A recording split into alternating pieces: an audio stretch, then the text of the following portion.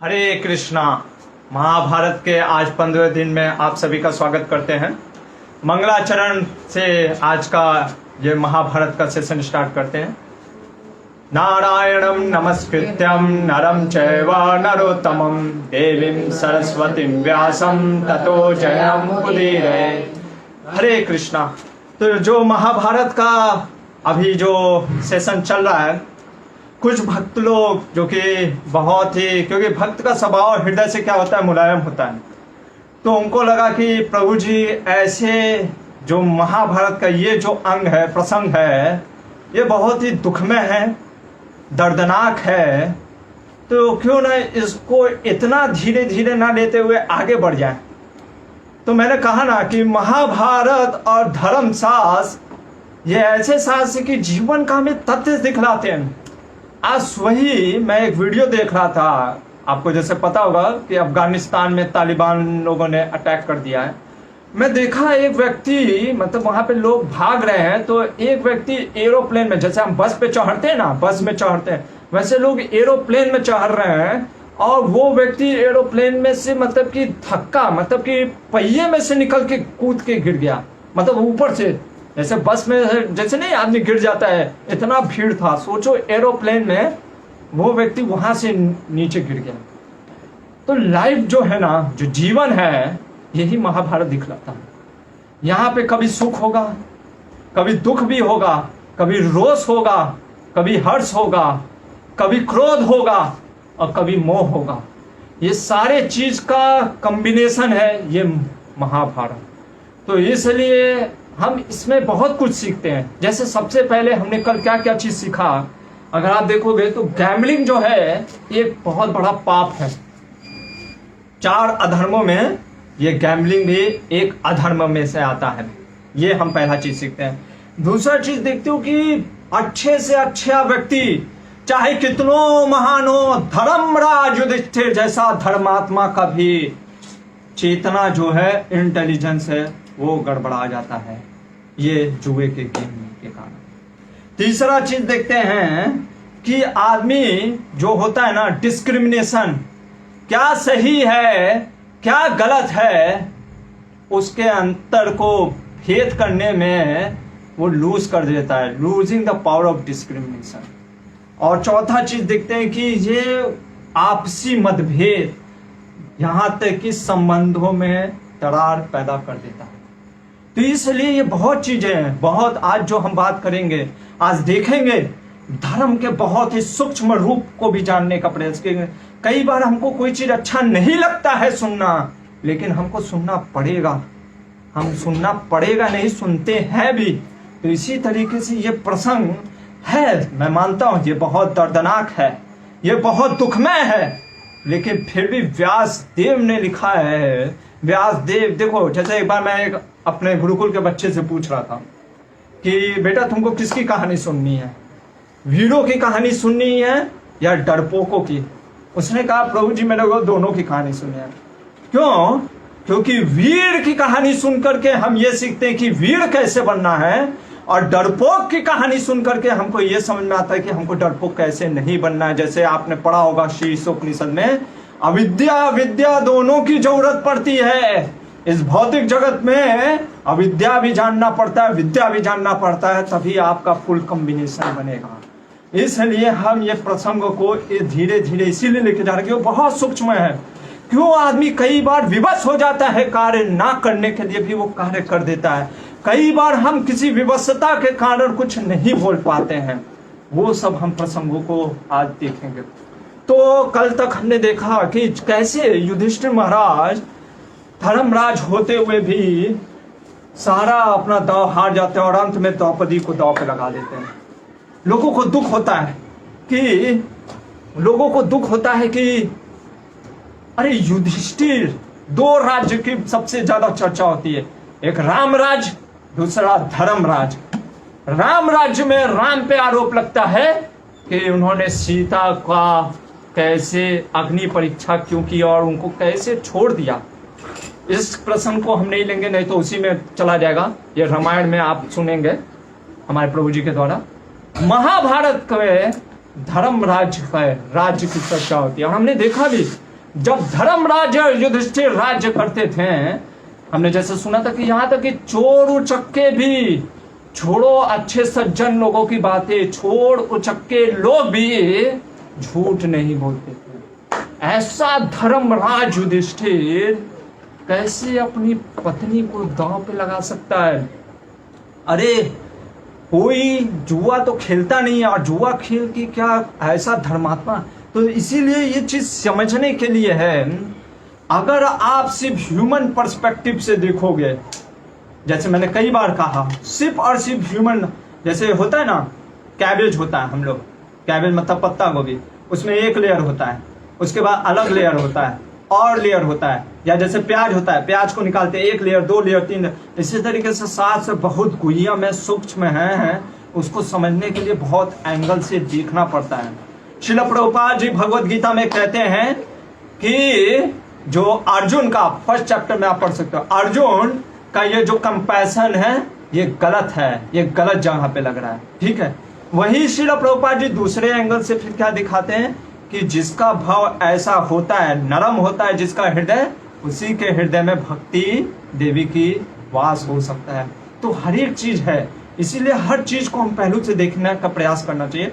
अगर युधिष्ठिर महाराज के कैरेक्टर को सिर्फ इसलिए देखेंगे, अरे देखो इतना बड़ा गलती कर दिया धर्मराज, अपनी पत्नी को, वो भी उसके गुणों और अंगों की खूबसूरती का वर्णन करते हुए दांव पे लगा रहा है, तो हमको समझना चाहिए कि ये कार्य जो युधिष्ठिर महाराज जैसा धर्मात्मा सिर्फ और सिर्फ मनुष्य के प्रभाव के कारण नहीं, देव की और स्वयं काल पुरुष भगवान श्री कृष्ण की इच्छा थी, इसलिए उन्होंने ऐसा कार्य किया।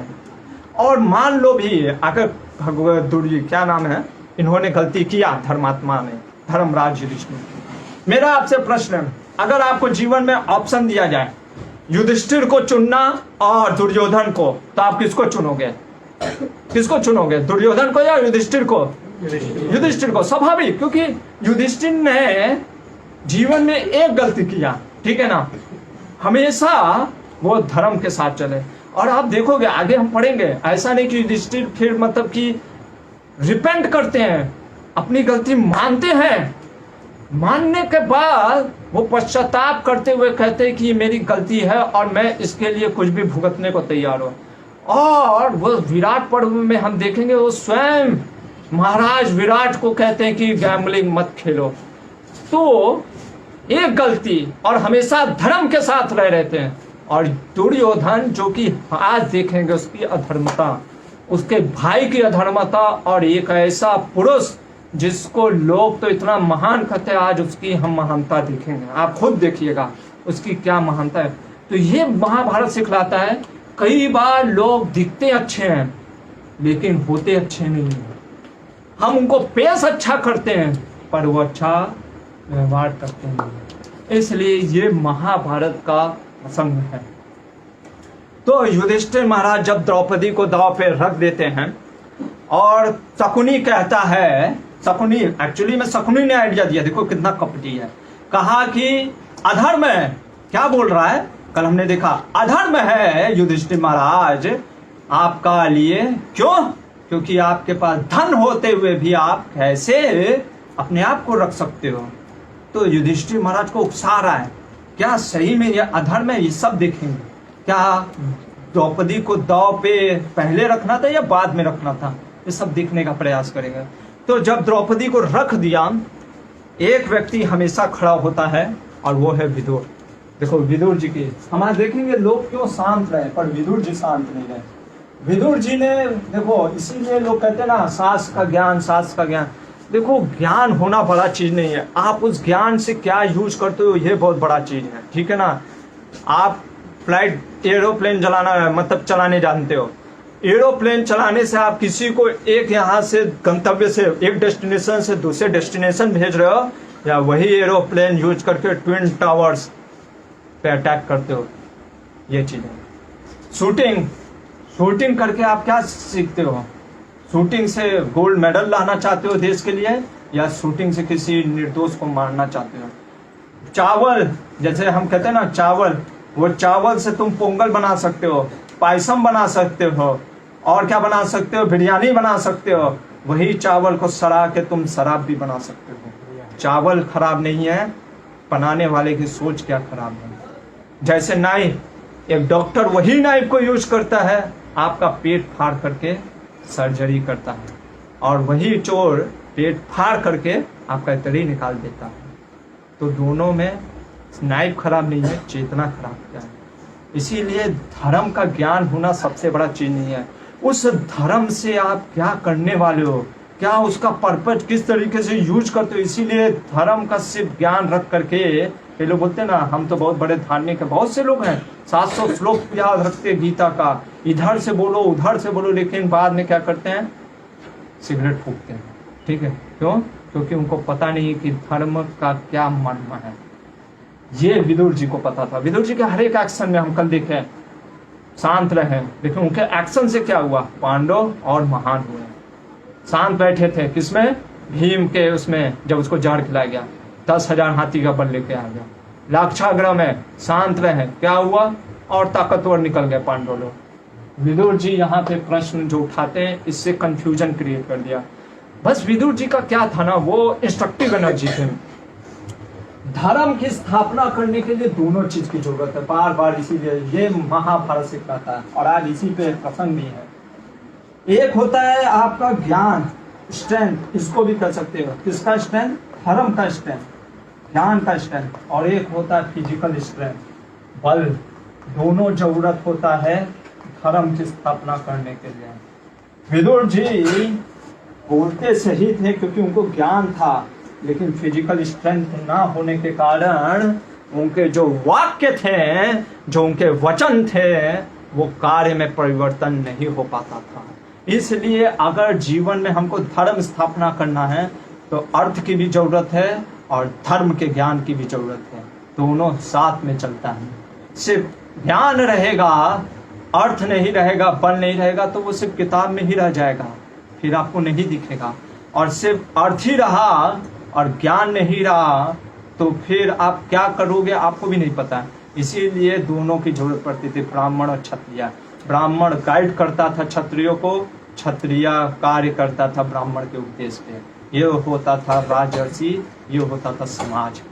ये सिखलाता है हमें महाभारत। विदुर जी ने बोला द्रौपदी को नहीं हार सकते, क्योंकि द्रौपदी एक खुद में अपनी स्वतंत्र जीव है। तो जब युधिष्ठिर महाराज हार गए तो स्वतंत्र जीव को कैसे आप हार सकते हो। ठीक है, वहां पे उन्होंने 3 मुख्य धर्म उठा दिए थे जो हम कल देखे थे। क्या था, एक आपका स्वरूप धर्म, स्वधर्म, आपद धर्म, 3 चीज बताया। स्वरूप धर्म मतलब कि हर एक मनुष्य, हर एक जीव एक स्वतंत्र जीव है, भगवान का अंश है। स्वधर्म क्या होता है, जो हमारा संबंध के कारण धर्म होता है। जैसे आप मेरे माता पिता हो, मैं आपका पुत्र हूँ, या आप मेरे भाई बहन हो, ये स्वधर्मा होता है। स्वधर्मा से भी ऊपर स्वरूप का धर्मा होता है, वो आत्म धर्मा होता है। प्रभु जी ने बताया होगा, दास प्रभु ने आपको गीता में ये सब स्वधर्म हम लोग बोले थे ना, कि शरीर जब हम ग्रहण किए तो उसके कारण जो धर्म हमें, हाँ, उसके कारण जो धर्म, वही चीज। तो ये चीज है, इससे खलबली मच गई लोगों के अंदर। दुर्योधन ने बोला प्रतिकामी को जाकर के पकड़ के लाओ, किसको, द्रौपदी को। द्रौपदी ने प्रश्न उठाया, क्या पहले युधिष्ठिर हारे या मैं हारी। ठीक है, अभी लोग क्वेश्चन कहते हैं, अरे इसमें तो सिंपल सा है ना, क्या इसमें क्वेश्चन क्या करना है। कई लोग बोलते हैं, जैसे कल मैं देख रहा था, ये क्वेश्चन द्रौपदी पूछी क्यों, ये द्रौपदी की, क्योंकि हमको पता ही नहीं ना, धर्म से लेना देना कुछ है ही नहीं, हमको कुछ पता ही नहीं। ये क्वेश्चन भी धर्म के ज्ञाता का है, देखेंगे ये क्वेश्चन क्यों पूछी। फिर प्रतिकामी गया, प्रतिकामी सुनता, बताता है कि द्रौपदी ने यह प्रश्न किया। दुर्योधन कहता जाके उसको बोलो कि यहाँ पे आके प्रश्न करे। दुर्योधन के कहने पर प्रतिकामी फिर जाता है, फिर प्रश्न कर बोलता है कि वो द्रौपदी को कि द्रौपदी, आपको दुर्योधन ने कहा है कि वहीं पे आके प्रश्न करो। धर्म देखो कितना महान धर्म है। अब मैं भी कल मैं पढ़ा, फिर से पढ़ा, और मध्वाचार्य के तात्पर्य को पढ़ा। देखो इतना मतलब गहराई है इसमें, हम नहीं समझ सकते क्योंकि हम इतने अधार्मिक हो गए ना, हमको निकल जाता है। द्रौपदी क्या बोलती है मैं रजस्वला हूं, रजस्वला हूं, एक वस्त्र में हूं, ठीक है ना, एक वस्त्र में हूं, रजस्वला हूं, एक वस्त्र में हूं, और वहां पे जो लोग बैठे हैं ना वो मेरे बड़े हैं, बूढ़े हैं, बुजुर्ग हैं, मतलब कि कह सकते हो गुरु के समान हैं, ठीक है ना। और मेरे बाल खुले हैं, उनसे जाके पूछो, उनसे जाके पूछो। मैं पढ़ देता हूं, नहीं तो आप कहोगे कि प्रभु जी अपने मन से तो नहीं ना पढ़ रहे हैं।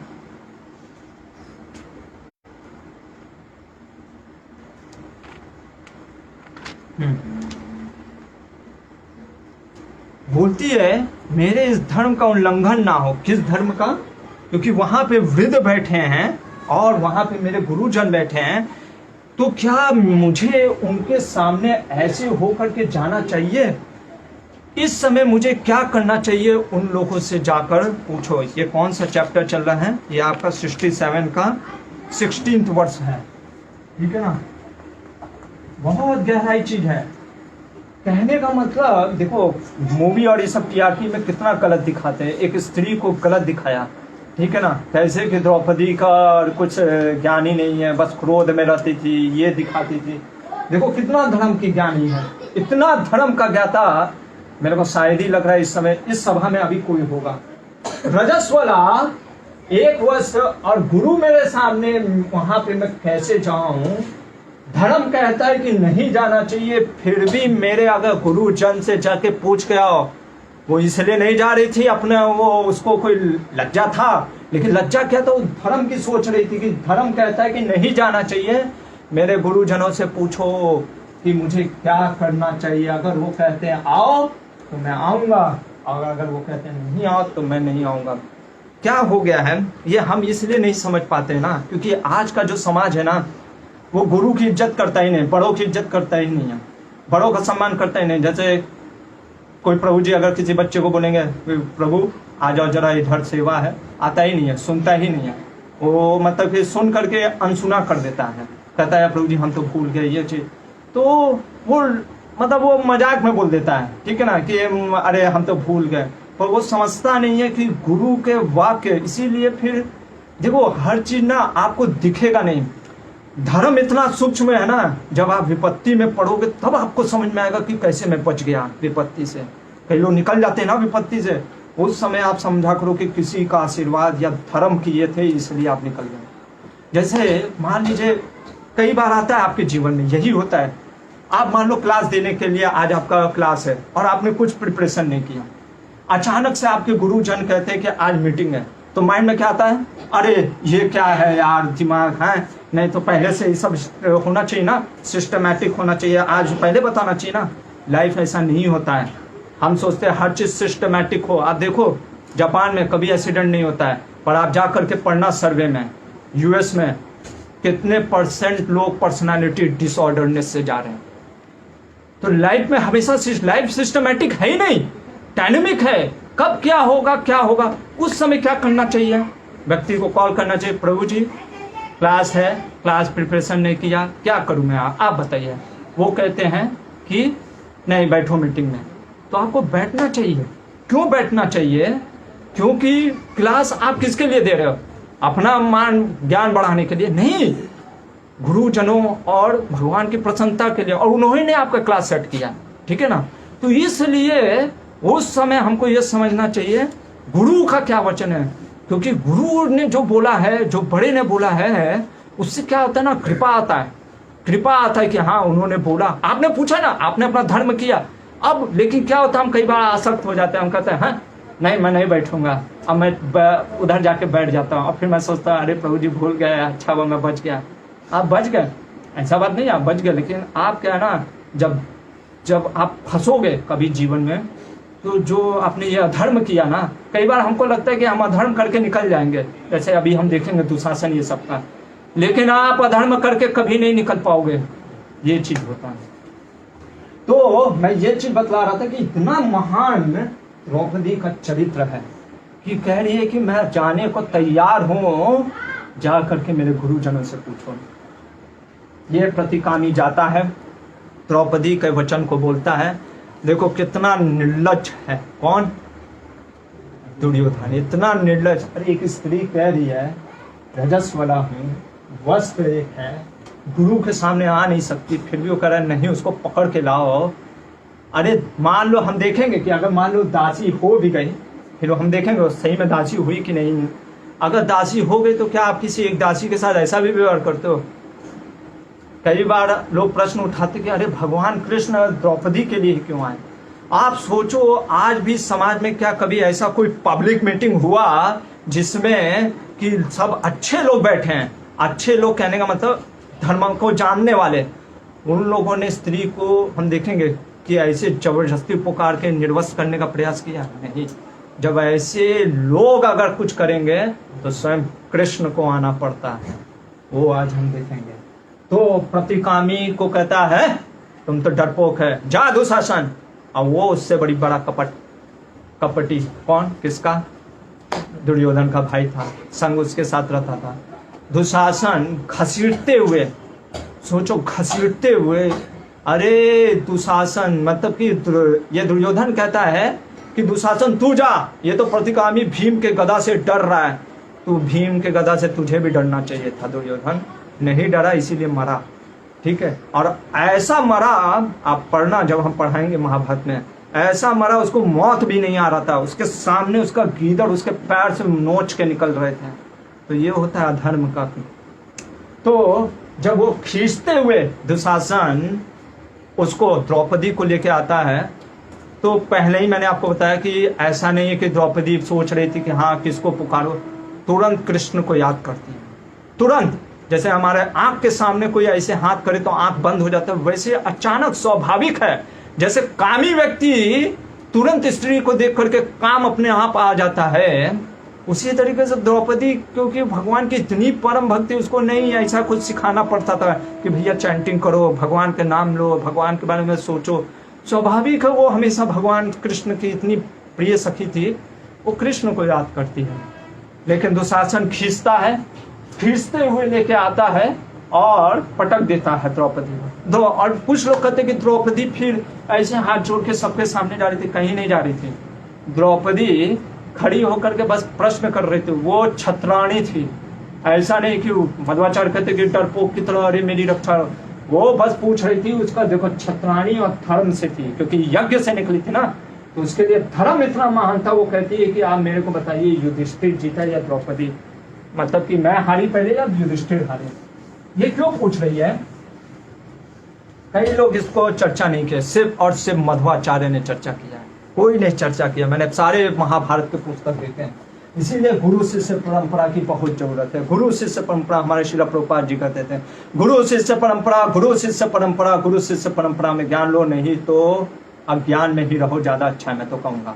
उससे अच्छा है महाभारत मत पढ़ो, मत सुनो, मत देखो, लेकिन बाहर का पढ़ोगे, सुनोगे, देखोगे, गलत कर बैठोगे। क्या बोलते हैं मध्वाचार्य हैं, स्वाभाविक है ना, अरे हार गए ना, नहीं। देखो द्रौपदी क्या करिए, धर्म की बात बता रही है। युधिष्ठिर पहले हारे या द्रौपदी? देखो शास्त्र कहता है जो पति होते हैं ना, यहाँ पे मैरिज का भी कॉन्सेप्ट दे दी। ये है देखो युधिष्ठिर द्रौपदी का मैरिज का क्या कॉन्सेप्ट दे दी। शास्त्र क्या कहता है कि पति जो होता है ना, हस्बैंड, वो और वाइफ जो है वो स्वधर्मिणी, अर्धांगिनी भी कह सकते हो, स्वधर्मिणी, ठीक है ना, इक्वल पार्टनर, दोनों इक्वल है। जैसे अगर पति कोई धर्म करता है तो उसका 50% स्वाभाविक है पत्नी को मिलता है, ठीक है। ये सब धर्म में नहीं जाएंगे, नहीं तो बहुत समय चला जाएगा। स्वधर्मिणी कहते हैं, इक्वल पार्टनर। क्या होता है, हस्बैंड जो होता है वो लॉर्डशिप होता है, मतलब उसका रिस्पॉन्सिबिलिटी होता है वाइफ के ऊपर, ठीक है ना, रिस्पॉन्सिबिलिटी होता है वाइफ के ऊपर। इसलिए यहाँ पे ये वाइफ जो होती है, पत्नी, वो हस्बैंड के संरक्षण में होती है। तो जब भाई तुम्हारे अंदर कोई संरक्षण में है, जब तक तुम नहीं हारोगे तब तक कैसे तुम्हारे संरक्षण वाला चीज हारेगा? समझ रहे हो बात को? समझे नहीं समझे? मेरा कहना है 5,000 रुपया आपके अंदर है, ठीक है ना, मैं जब तक आपको नहीं हराऊंगा 5,000 रुपया कैसे ले पाऊंगा? सिंपल सा वही चीज है, जब तक आपको ये, तो इसलिए सबसे पहले युधिष्ठिर महाराज हारे। वो पहले लगाते भी हैं, लेकिन मैं बता रहा हूँ एक चीज शास्त्र के अनुसार, युधिष्ठिर महाराज सबसे पहले अपने आप को हारे। अब रहा बात द्रौपदी हारी या नहीं हारी, क्या हुआ, द्रौपदी नहीं हारी। कैसे नहीं हारी? जो व्यक्ति स्वयं हार गया वो फिर दूसरे को कैसे हार सकता है? क्योंकि ये पैसा नहीं है, ये क्या है, लिविंग एंटिटी है, जीव स्वतंत्र। ठीक है, तो लिविंग एंटिटी होने के कारण ये द्रौपदी नहीं हार सकती। पहला चीज, नहीं नहीं नहीं नहीं प्रभु जी, क्या है ना, स्वधर्मिणी है, दोनों एक साथ हार गए, ठीक है ना। अगर दोनों एक साथ भी हार गए, तो कल मैंने जैसे बताया ना, दोनों एक साथ भी हार गए, तब पर भी द्रौपदी हमेशा रहेगी युधिष्ठिर की दासी, ना कि दुर्योधन की। जैसे आप कहीं कंपनी में जॉब करते हो, आपके अंदर कोई सबऑर्डिनेट है, ठीक है ना, कोई दास है, ठीक है, या आपके घर में कोई नौकर है, इसका मतलब नहीं कि वो उसकी जो पत्नी है उस पर भी आपका अधिकार हो गया, ठीक है ना। जैसे नहुसा ने गलती कर दिया था, वो इंद्र का राजा बना, ठीक है, इंद्र का पद मिला उसको, पर उसको ये अधिकार नहीं मिला था कि तुम्हारी सच्ची पत्नी हो जाएगी, ठीक है ना। ये उन्होंने गड़बड़ कर दिया। तो उस केस में भी द्रौपदी, ठीक है, दासी मान लो वो हो गई, ठीक है, वो महारानी नहीं रहेगी, पर दासी अभी भी वो रहेगी युधिष्ठिर की, ना कि दुर्योधन की। उस केस में भी द्रौपदी हारी ही नहीं कभी, और उस केस में उसके साथ ऐसा बर्ताव किया ही नहीं जा सकता, ठीक है। तो ये पूरी तरीके से अधर्म है कि द्रौपदी को ऐसे पकड़ के लाने का। इतना होने, मतलब ये हो रहा था, तो फिर भीष्म पितामह ने कुछ क्यों नहीं बोला? प्रश्न उठता ना, भीष्म देव क्यों शांत रहे? भीष्म देव इसलिए शांत रहे, वही चीज मैंने जो कल बताया, उनको लगा अगर मैं कह दूंगा द्रौपदी तुम हारी नहीं, तुम स्वतंत्र हो, तो क्या होगा, एक तरीके से आगे आने वाली पीढ़ी ना, जो स्त्री जाती है, उस पर कहीं ना कहीं डर हो जाता है, एक तरीके से भय कि अरे मैं तो स्वतंत्र हूँ, मेरा ऊपर कोई अधिकार नहीं है मेरे पति का, तो उसके साथ कहीं कोई एक्सप्लॉयटेशन ना हो, इस कारण से। और अगर वो दास कह देते कि द्रौपदी तुम दासी हो, तो वो तो बहुत बड़ा अपराध हो जाता है। इसलिए वो क्या बोलते हैं, तुम जा करके धर्मराज युधिष्ठिर से पूछो क्या कि मैं हारी या नहीं हारी। वो उस चीज को नहीं समझ पाए जो जटायु समझ गया था, कल बताया था ना ध्वनि को, कि जटायु समझ गया कि माँ सीता को प्रोटेक्शन चाहिए, वैसे द्रौपदी को प्रोटेक्शन चाहिए। ये भीष्म देव शांत रहे। पांडु क्यों शांत हैं? पांडव लोग देखो, हर कोई अपना अपना धर्म में पड़ा हुआ था, लेकिन सब ये भूल गए कि सबसे बड़ा धर्म होता है जीव धर्म।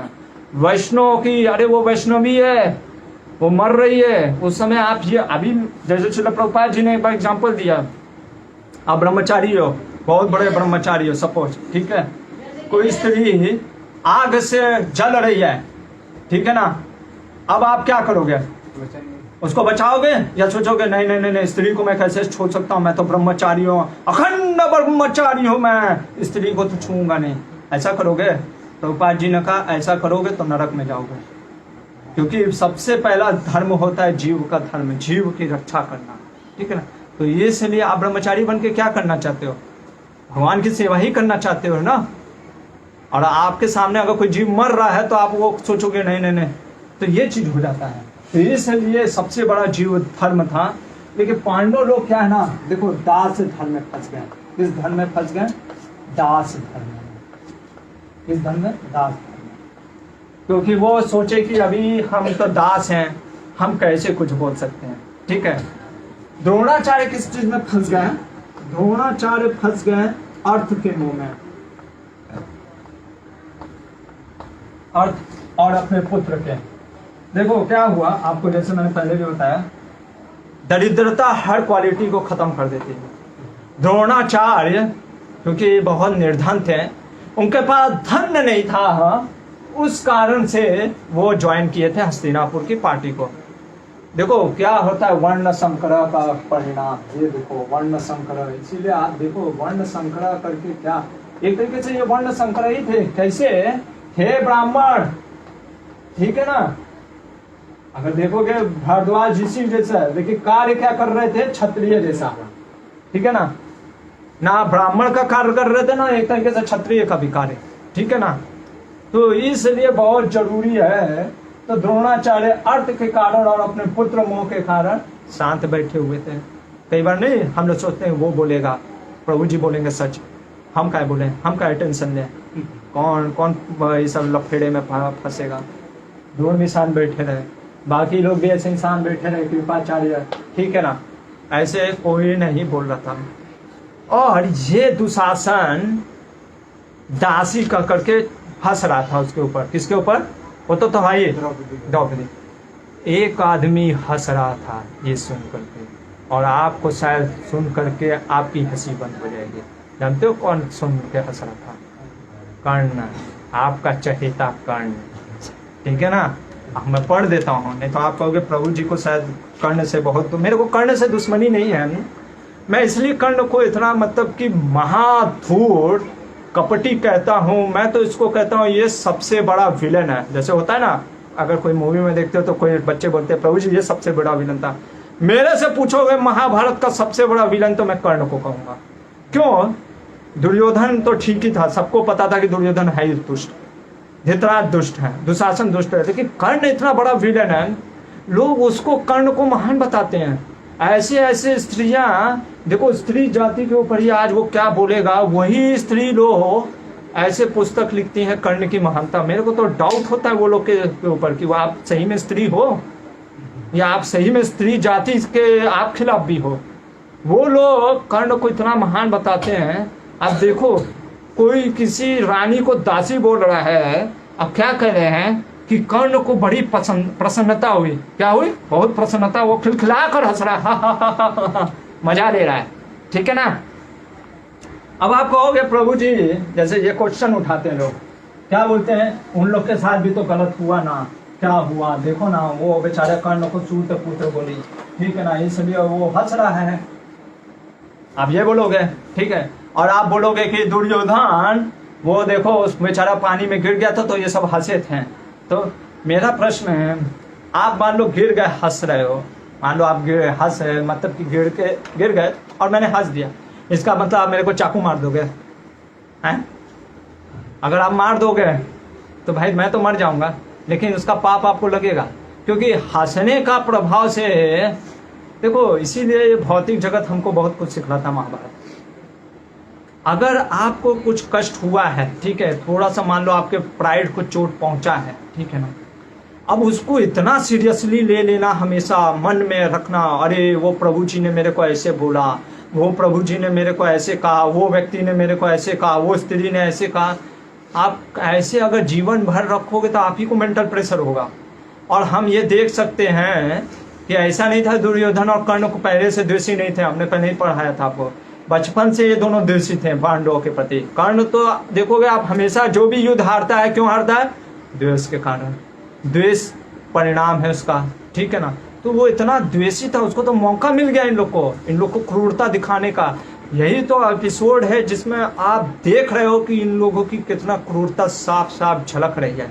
नहीं तो अगर ये इतना क्रूरता दिखाते ही नहीं तो आपको हमेशा इनसे प्रेम ही रहता। तो ये कर्ण हंस रहा होता है और हंसते हुए ऐसे मजे ले रहा होता है। इधर एक व्यक्ति खड़ा होता है, ठीक है ना, कौन? विकर्ण। अभी देखो ये भी बहुत बड़ा चोर है, नाम ही में कर्ण है ना।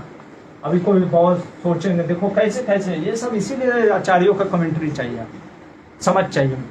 विकर्ण खड़ा होता है और क्या बोलता है कि जो हमारे चाचा जी ने, कौन? विदुर जी ने प्रश्न उठाया, उसका आप लोग उत्तर दीजिए, सबको बोलता है। और अगर आप लोग उत्तर देने में समक्ष नहीं है तो मैं अपना प्रस्ताव रखता हूं। मैं ये कहता हूं कि द्रौपदी नहीं हारी। क्यों नहीं हारी? क्योंकि द्रौपदी पहले युधिष्ठिर महाराज हारे, इसलिए द्रौपदी नहीं हारी। और दूसरा चीज कहता है कि क्या बोलता है? द्रौपदी 5 पांडवों की पत्नी है। किसकी है? 5 पांडवों की पत्नी, अकेले नहीं है। तो अकेले इसको दांव पे लगाने का अधिकार कैसे युधिष्ठिर महाराज को? अब आपको लग रहा होगा कितना महान है, नहीं अच्छा बोला, ऐसा नहीं है, लेकिन उसके पीछे उसकी भावना क्या थी ना, जैसे कुछ लोग होते हैं आते हैं मीटिंग में, ठीक है ना, और कागज पत्तर निकाल लेते हैं एकदम ऐसे बैठ करके, ठीक है ना, और वो ऐसा बात करेंगे आपको लगेगा कि अरे वाह, क्या आप ही के पक्ष के लिए एकदम मधुर बात करेंगे कि आपके लिए हम ये कार्य करना चाहते हैं। उनका उद्देश्य क्या रहता है, कुछ और ही रहता है। विकर्ण जैसे लोग होते हैं, हिपोक्रेसी, पाखंडी। मध्वाचार्य कहते हैं ये व्यक्ति इसलिए खड़ा हुआ था कि ये दिखाना चाहता कि मैं कितना बड़ा धर्म का ज्ञाता हूँ, ठीक है ना। तो लोग आते हैं मीटिंग में कि हम आपके लिए बहुत कुछ करना चाहते हैं, और अगले दिन गायब हो जाते हैं, ठीक है ना। तो ये विकर्ण क्या दिखलाता है, हिपोक्रेसी। क्या दिखलाता है, हिपोक्रेसी, पाखंडीपन। वो अगर तुमको इतना ही धर्म से प्रेम था, जब युद्ध हो रहा था, युधिष्ठिर महाराज ने बोला कि जिसको उस पार से जाना है इधर आ जाओ, जिस पद से जाना उधर जाना है तो उधर चले जाओ, तो क्यों नहीं गया। जब इतना उसको धर्म से प्रेम था तो क्यों धर्म के प्रति नहीं लड़ा। और इतना बड़ा पाखंडी, देखो इसीलिए पाखंडी लोग अगर धर्म की भी बात करेंगे ना, उससे बहुत बड़ा अधर्मी होता है। पाखंडी लोग अगर धर्म की बात करेंगे तो उससे बड़ा अधर्मी होगा, क्योंकि इसने विकर्ण का वी हटा दो, कर्ण क्या बोल रहे हैं सुनो। इतना बड़ा निर्लज और दुष्ट व्यक्ति है। मैं तो कहता हूं अगर आज अगर ये यहाँ पे आ जाए, सही में मैं घबराऊंगा नहीं, इसका छाती फाड़ दूंगा, ठीक है ना। इतना बड़ा ये कर्ण दुष्ट है, ठीक है ना, ये सही में दुष्ट है। सूर्य पुत्र होगा, ऐसा नहीं है कि सूर्य देव का सम्मान है, लेकिन इतना बड़ा सही में राक्षस है। आप सुनो क्या बोलेगा, इतना बड़ा राक्षस है ये कर्ण। इसीलिए व्यास देव ने कहा कि अगर अधर्म वृक्ष है तो उसका जो बड़ा जो स्तन है, मतलब कि वो तना है, वो क्या है, ये कर्ण जैसा महारथी है, दुष्ट, ठीक है। ये कर्ण क्या कहता है, पहले तो देखो ऐसे बोलता है, पहले विकर्ण को डांटता है, कहता है सुनो विकर्ण, तुम बातें बड़ी बड़ी लंबी हाँक रहे हो, ठीक है ना, तुम इतने बड़े दुष्ट हो, जब सभी लोग बैठे हैं तुम कैसे ज्ञान का प्रवचन कर सकते हो। देखो ये होता है शूद्रा मेंटालिटी। क्या होता है, शूद्रा मेंटालिटी। देखो उसके कार्य से देखो आप शूद्र है, वो सही में शूद्र था, आप समझ रहे हो, लो मेंटालिटी। क्या होता है, ब्राह्मण और ब्राह्मण क्या होता है ना, ब्राह्मण में जो ब्राह्मण लोग होते हैं वो विद्वानों, जो विद्वान होते हैं ना उसके अनुसार उसको बड़ा मानते हैं, ठीक है ना। क्षत्रिय में बल से बड़ा मानते हैं, ठीक है ना। शूद्र में ही सिर्फ एज से बड़ा माना जाता है, किसने, एज से, हाँ तुम उम्र में बड़े हो तो तुम मेरे से विद्वान हो, ठीक है। ये शूद्र मेंटालिटी होता है। तो ये दिखा रहा है अपना शूद्र मेंटालिटी। क्या कर रहा है, जब इतने बड़े बड़े लोग बैठे हैं, ठीक है, भीष्म बैठे हैं 400 वर्ष के हो गए हैं, द्रोण बैठे हैं, ये कृपाचार्य बैठे हैं, तुम छोटा बच्चा उठ करके ज्ञान की बातें कैसे कर सकता है। देखो ज्ञान जो है ना, सत्य है ना, वो परिस्थिति और उम्र के ऊपर नहीं होता है। कोई छोटा बच्चा भी सत्य बोल सकता है, बड़ा भी सत्य बोल सकता है, ठीक है। तो ये इसका दिखा दिया, शूद्र मेंटालिटी दिखा दिया। अब देखो इसका इतना नीच और राक्षस मेंटालिटी। तो वो खूब डांटता है और कहता है कि तुम न, और क्या बोलता है आप खुद सुनो उसी की वाणी से, ठीक है ना।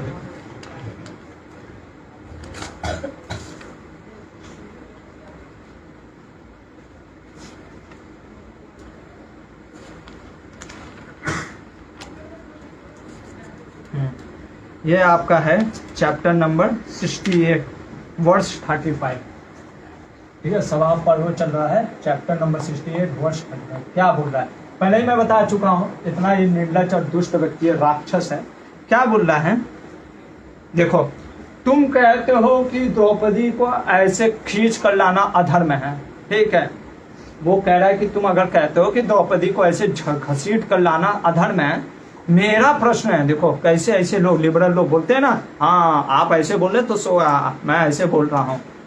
क्या कर रहा है, देवताओं ने स्त्री के लिए एक ही पति का विधान किया है, ठीक है ना, परंतु ये द्रौपदी 5 पतियों की पत्नी है, ठीक है। इससे निश्चय हुआ कि यह वेश्या है। क्या बोल रहा है, पहला चीज आरोप लगा रहा है, यह वेश्या है।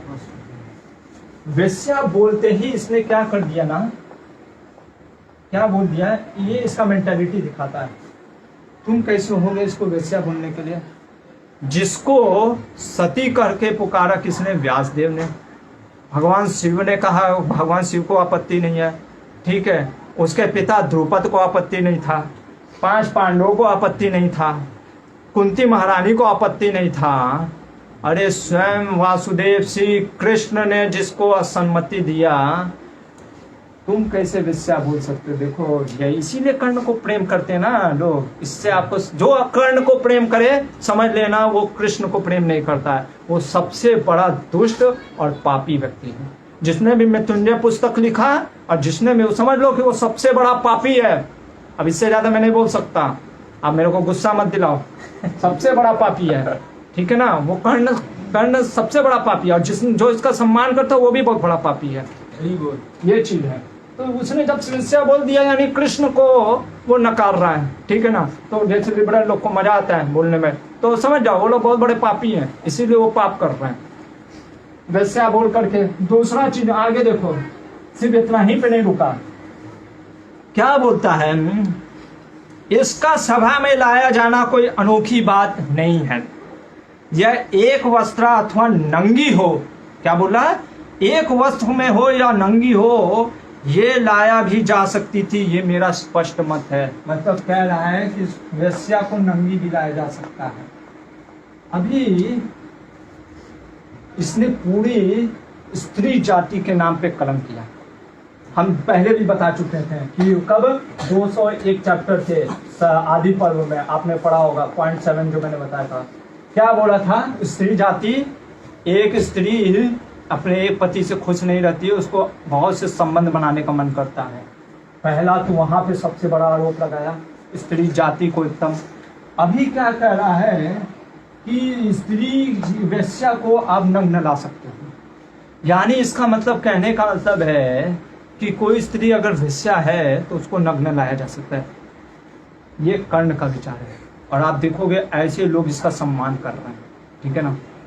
अरे स्त्री अगर मान लो वेश्या भी है ना, शास्त्र कहता है कभी भी स्त्री को नग्न नहीं लाया जा सकता, ये शास्त्र कहता है, ठीक है ना। आप देखोगे, अरे आजकल के लोग जो भी मेंटालिटी हो गया हो, पहले अगर वेश्या घर भी था तो दूर था हम, और लोग जाते थे जो भी कारण से, और जो भी कारण से वो वेश्या हुई हो, पर ऐसा नहीं कि भरे पब्लिक में कोई स्त्री को नग्न करता। सोचो इसका गंदा सोच क्या है, उसकी सोच पे देखो, इतना निर्लज, ये राक्षस है। इसीलिए मैंने बोला ना ये राक्षस है, इतना बड़ा राक्षस ही बोल सकता है, ये राक्षस है। ये राक्षस मेंटालिटी है कि वो कह रहा है कि स्त्री चाहे वो वेश्या भी हो उसको हम नग्न कर सकते हैं। और इसी ने सबसे पहले बोला, क्या, अभी तक सिर्फ घसीटा जा रहा था, कोई कुछ नहीं कर रहा था, दुर्योधन भी कुछ नहीं किया, ठीक है, दुशासन भी ऐसे ही बस घसीट के ला के रख दिया था, और ये ऐसे रोक करके बस प्रश्न कर रहे थे, कोई कुछ नहीं बोला था। ये कर्ण जैसा दुष्ट, सोचो जिसको महारथी दानवीर कर्ण कहते हो, अरे दानवीर क्या का दानवीर है, इसको इतना बड़ा दान क्या किया, इसके साथ कुछ गलत किया। और लोग कहते हैं अरे कर्ण के प्रति उसका प्रेम था, यही प्रेम था, हंस रहा था। द्रौपदी, अभी हम आगे पढ़ेंगे, द्रौपदी कहती है कि सिर्फ 4 लोग के आंख से आंसू नहीं निकल रहा था। अरे अश्वत्थामा जो दुर्योधन का इतना परम मित्र था, वो भी आंख से आंसू बहा रहा था। 99 भाई आंख से आंसू बहा रहे थे, सब भाई दुष्ट थे। 4 व्यक्ति सिर्फ आंख से आंसू नहीं बहाता। व्यास ये बोलते हैं, पहला होता है दुर्योधन, दूसरा दुशासन, तीसरा शकुनी, और आपके चहेते कर्ण। यही 4 लोग आंख से आंसू नहीं बहा रहे होते हैं, भले ही सब कुछ कर नहीं पा रहे होते, लेकिन आंख से आंसू बहा रहे होते। क्यों? क्योंकि वो अभी जो एपिसोड होने वाला है, तो इसको आप कहते हो ये प्रेम है। कहाँ से आप लिखते हो ये सब पुस्तक, कहाँ से आप लिखते हो कि ये कर्ण का उसके द्रौपदी के साथ प्रेम चल रहा है? कोई प्रेम चल रहा है? वो आपका प्रेम होगा, क्योंकि आप इतने निर्लज्ज हो, आप इतने दुष्ट हो, हम इतने दुष्ट प्रवृत्ति के हो गए हैं। हमको लगता है कि कर्ण महान है, कर्ण का कुछ अवैध संबंध, क्योंकि आपको अवैध संबंध बनाने की इच्छा होती है, इसलिए हम लोग इन पुस्तकों के माध्यम से दिखाते हैं, ठीक है ना। और हम लोग भी बहुत बड़े महान बेवकूफ हैं, वो पुस्तकों को पढ़ते हैं और फिर कैरेक्टर पे उठाते हैं और आकर के प्रश्न करते हैं, प्रभु जी ऐसा कर्ण तो इतना महान था। मैं कहता पहले ही कोई बोलता है ना, मैं कहता कर्ण कहाँ महान था, दिखाओ। ये मानता है। अगर तुम इसको महान कहते हो तो भैया ठीक है, फिर तुम्हारी महानता हमको पता चल जाती है, ठीक है। तो ये चीज है। तो कर्ण क्या बोलता है, वो तो मैंने बोलना ही भूल गया। ये कहता है कि इसको नग्न किया जा सकता है, इसलिए दुशासन तुम इसके और पांडवों के सारे वस्त्र को खींच लो। कौन कह रहा है? कर्ण कह रहा है। किसने आदेश दिया? कर्ण ने दिया। ऐसा दिखाया था क्या टीवी में? नहीं दिखाया था। नहीं दिखाएंगे ना, उनको तो प्रेम है, उनके मन में भी प्रेम कर्ण के, क्योंकि उन लोग की भी मेंटालिटी कर्ण के जैसे है ना, वो नहीं दिखाएंगे ये सब चीज। पढ़ लो व्यासदेव का, मैं गलत नहीं बोल रहा हूँ। 68.35 अब यहाँ पे 68.38 जिसमें उसने आदेश दिया, या तो व्यासदेव गलत लिखे हैं। तो आप इतने महान हो व्यासदेव से भी। व्यासाय रूपाय विष्णवे धर्म प्रोज्जित कहतवत्र परमो निर्मत्सराणाम सताम वेदम वास्तमत्र वसतु सापन तापत्रयो शिवदम तापत्रयोन्मूलनम श्रीमद् भागवतम महामुनिकृते किं वा परेरीश्वर। अरे महामुनि हैं, व्यासाय रूपाय विष्णवे, स्वयं भगवान कृष्ण के अवतार के रूप में हैं, वो गलत लिखेंगे। आप इतने महान हो गए। तो ये चीज है। तो कर्ण क्या करता है? दुशासन को आदेश देता है नग्न करने का। दुशासन है ये बहुत बड़ा कपटी। देखो इन लोग का कपट दिख रहा है, इन लोग को मेंटेलिटी देख रहे हो। जैसे कुछ लोग होते हैं ना, मतलब कि दिखते बहुत अच्छे हैं, क्या दिखते बहुत अच्छे हैं, हाँ एकदम सज्जन दिखेंगे। तो इसीलिए कहते हैं ना, तो जो हमारा मोरालिटी है ना, is the lack of opportunity. हमको कभी मौका मिला नहीं, अगर मिल जाए तो हम अपना क्रूरता दिखा देंगे। वही देखो यहाँ पे क्रूरता, ठीक है ना। मतलब ये सब का एकदम, मतलब कितने कामी, कितना क्रूर लोग हैं ये लोग। ये एपिसोड, इनकी मेंटालिटी देखो, ये महाभारत दिखलाता है, समझाता है। ऐसे लोग आज भी हैं समाज में, समाज में ऐसे लोग भी हैं। कर्ण के कहने पे दुशासन साड़ी खींचना स्टार्ट कर देता है और उसको लगता है कि मैं तो कार्य कर दूंगा। अभी आप सोचो थोड़ा सा, भले कोई दासी भी हो फिर भी साड़ी खींचा जा रहा है, कोई कुछ बोल नहीं रहा है। बड़ा आश्चर्य होता है ना कि अरे भाई, पब्लिक प्लेस में कोई स्त्री को नग्न करने का प्रयास कर रहा है। बैठे कौन है? भीष्म पितामह, द्रोणाचार्य, धृतराष्ट्र, हमारा धृतराष्ट्र, जो बार बार पूछ रहा है जीते की हारे, जीते की हारे, जीते। इसीलिए ब्लास्ट में क्या हुआ? आउट हुआ तेरा बेटा। 1 गया, 2 गया, 4 गया, 8 गया, ऐसे गए। देखो कर्म का लेखा जोखा ऐसे ही होता है। आप गलत करोगे, गलत परिणाम मिलेगा ही मिलेगा। ये कभी भी मत समझना कि ऐसा नहीं होगा। चाहे हम भक्त हों, द्रोणाचार्य और भीष्म पितामह महाजन है, हम उनके ऊपर क्वेश्चन नहीं उठा रहे हैं, वो महाजन हैं। भागवतम कहते हैं 12 महाजन में से एक हैं, कोई डाउट नहीं है। लेकिन क्योंकि वो भगवान की कृपा के कारण, भगवान के कारण नहीं बोल रहे थे, जो भी कारण था, लेकिन हमको क्या सीखना है हम वो बता रहे हैं। आप भक्त भी हो ना, अगर अधर्म करोगे ना, पब्लिक प्लेस में भगवान मारेंगे। क्या करेंगे? पब्लिक प्लेस में मारेंगे। जैसे भीष्म पितामह द्रोणाचार्य को पब्लिक में मारवाए महाभारत में।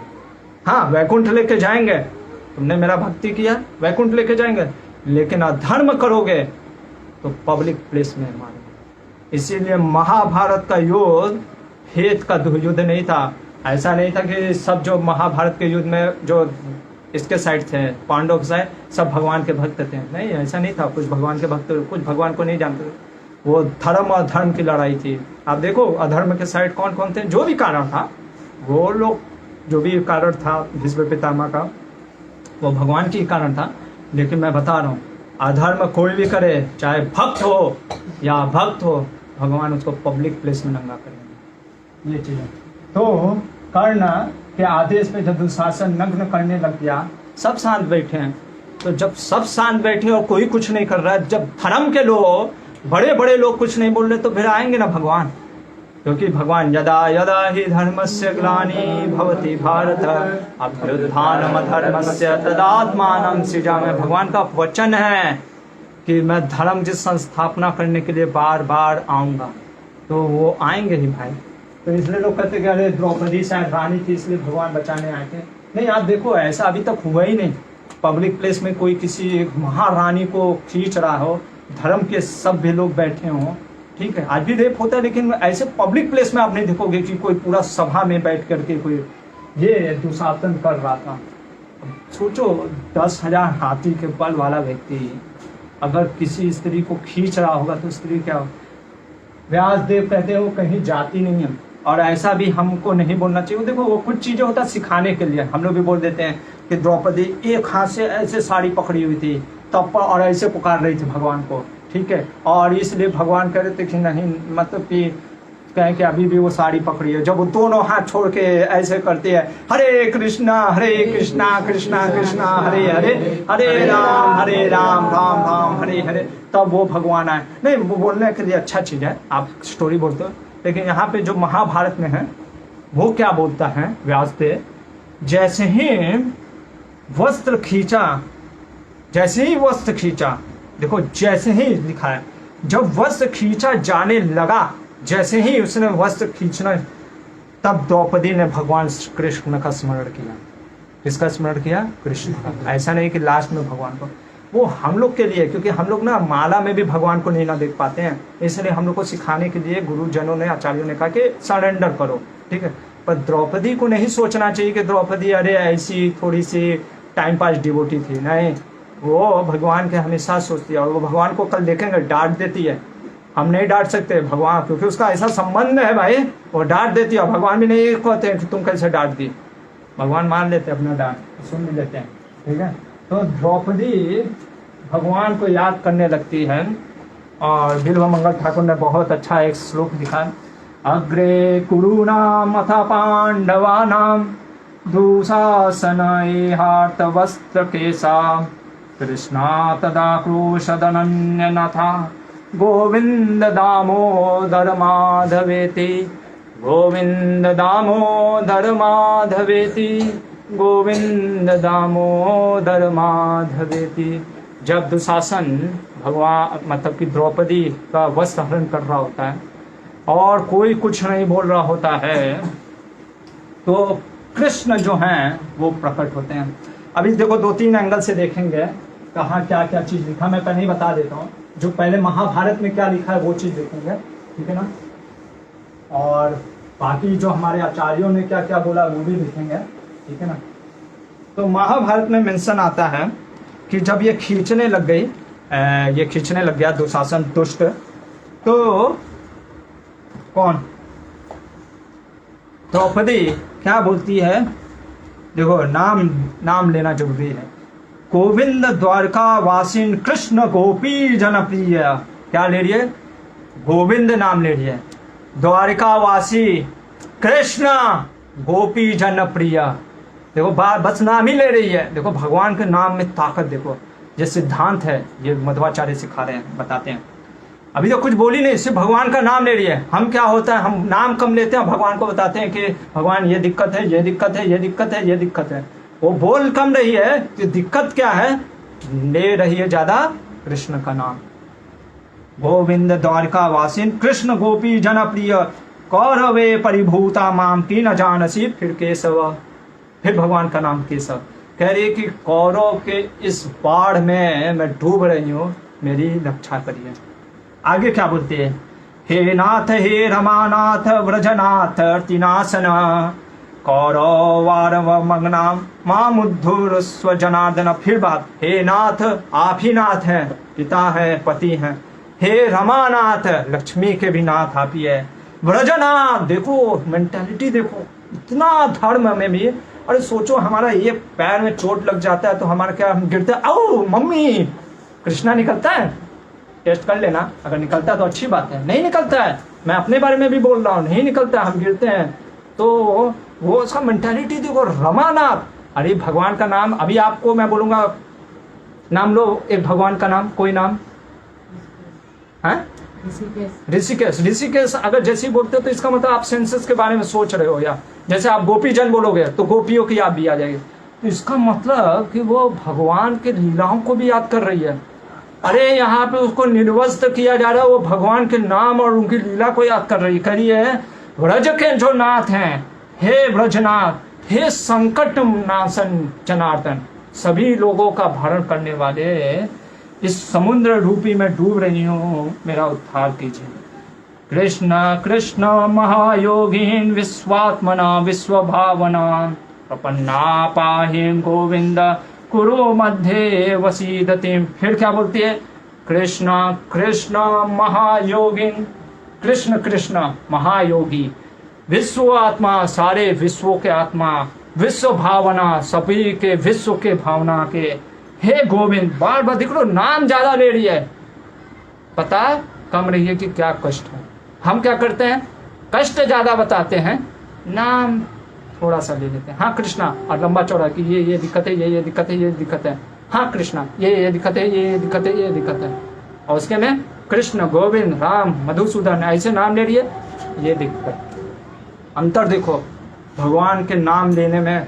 ये है महान भक्तों, पढ़ोगे तभी पता चलेगा कि द्रौपदी कितनी महान भक्ति थी। नहीं तो हमको लगेगा अरे द्रौपदी को बचाने आते हैं, हमको क्यों नहीं बचाने आते हैं। ठीक है ना। फिर क्या बोलती है? इतना बोलने के बाद व्यासदेव लिखते हैं, ये सुनकर भगवान कृष्ण गदगद हो गए और सैया और आसन छोड़ करके पैदल ही दौड़ पड़े। ठीक है, यहाँ पे बस इतना लिखा है। मध्वाचार्य और ये लोग कहते हैं जो वहां पे कि आचार्यों ने कि भगवान द्वारिका में थे, सत्यभामा के साथ ऐसे ही बैठे हुए थे और कुछ गेम खेल रहे थे, चाहे चौसर या जो भी पत्नी के साथ। जैसे ही द्रौपदी हे गोविंद, हे मधुसूदन, हे गोपी जन वल्लभ, हे द्वारका वासिन ऐसे बोल रहे थे, भगवान सोच में पड़ जाते हैं, कौन मेरे को इतना पुकार रहा है। वो सत्यभामा को कहते कि मेरे को जाना पड़ेगा। सत्यभामा कहती है अरे भगवान कहाँ जाना आपको? कहते हैं मेरे को कोई याद कर रहा है। अच्छा अच्छा अच्छा ठीक है, निकाल लीजिए BMW से चले जाइए। भगवान कहते मतलब गरुड़ जी को बोलिए कि गरुड़ जी के साथ चले जाइए। भगवान ने कहा गरुड़ जी लेट कर देंगे। तो फिर कैसे जाएंगे? उड़ के चले जाइए। उड़ के भी लेट हो जाएगा। अच्छा, तो फिर जैसे ध्रुव महाराज के पास टाइम में आप पढ़ोगे चौथे स्कंद में कि ध्रुव के आत्मा परमात्मा हमने पढ़ा होगा गीता में। आत्मा परमात्मा दो अंदर होते हैं। परमात्मा के रूप में ही भगवान के जो अंश होते हैं क्षीरोदक्षाई विष्णु वही रहते हैं। तो आप परमात्मा के रूप में जैसे बाहर निकल गए थे ध्रुव के शरीर से, वैसे परमात्मा के रूप से निकल जाइए उस भक्त के, वो भी लेट हो जाएगा। सोचो, इतना गदगद हो गया भगवान प्रेम से, लेट हो जाएगा। व्यासदेव कहते हैं कि साड़ी के रूप में, कुछ लोग कहते हैं कि स्वयं प्रकट हुए। व्यासदेव के महाभारत के अनुसार साड़ी के रूप में ही, जब वो खींच रहा था ना दुष्ट दुशासन, साड़ी के रूप में ही भगवान प्रकट हो गए और वो खींचते गया। एक आचार्य लिखते हैं, जैसे कहते हैं, बहुत सुंदर श्लोक है इसलिए पढ़ रहा हूँ। अतंदित चमूपति प्रहति हस्तम स्वीकृत प्रणीत मणि पादुकम किमिति विस्मृतांतपुरम अवाहन परिष्क्रियम पतगराजम आरोहत करि प्रवर भिम्मिते भगवत्वराये नमः। इसमें भगवान की भक्सवलता दिखाते हैं। जब कौन गजेंद्र 1000 वर्ष तक तपस्या कर रहा था, किससे, कैसा तपस्या? मगरमच्छ ने उसका पैर पकड़ लिया था, वो छुड़ा नहीं पा रहा होता।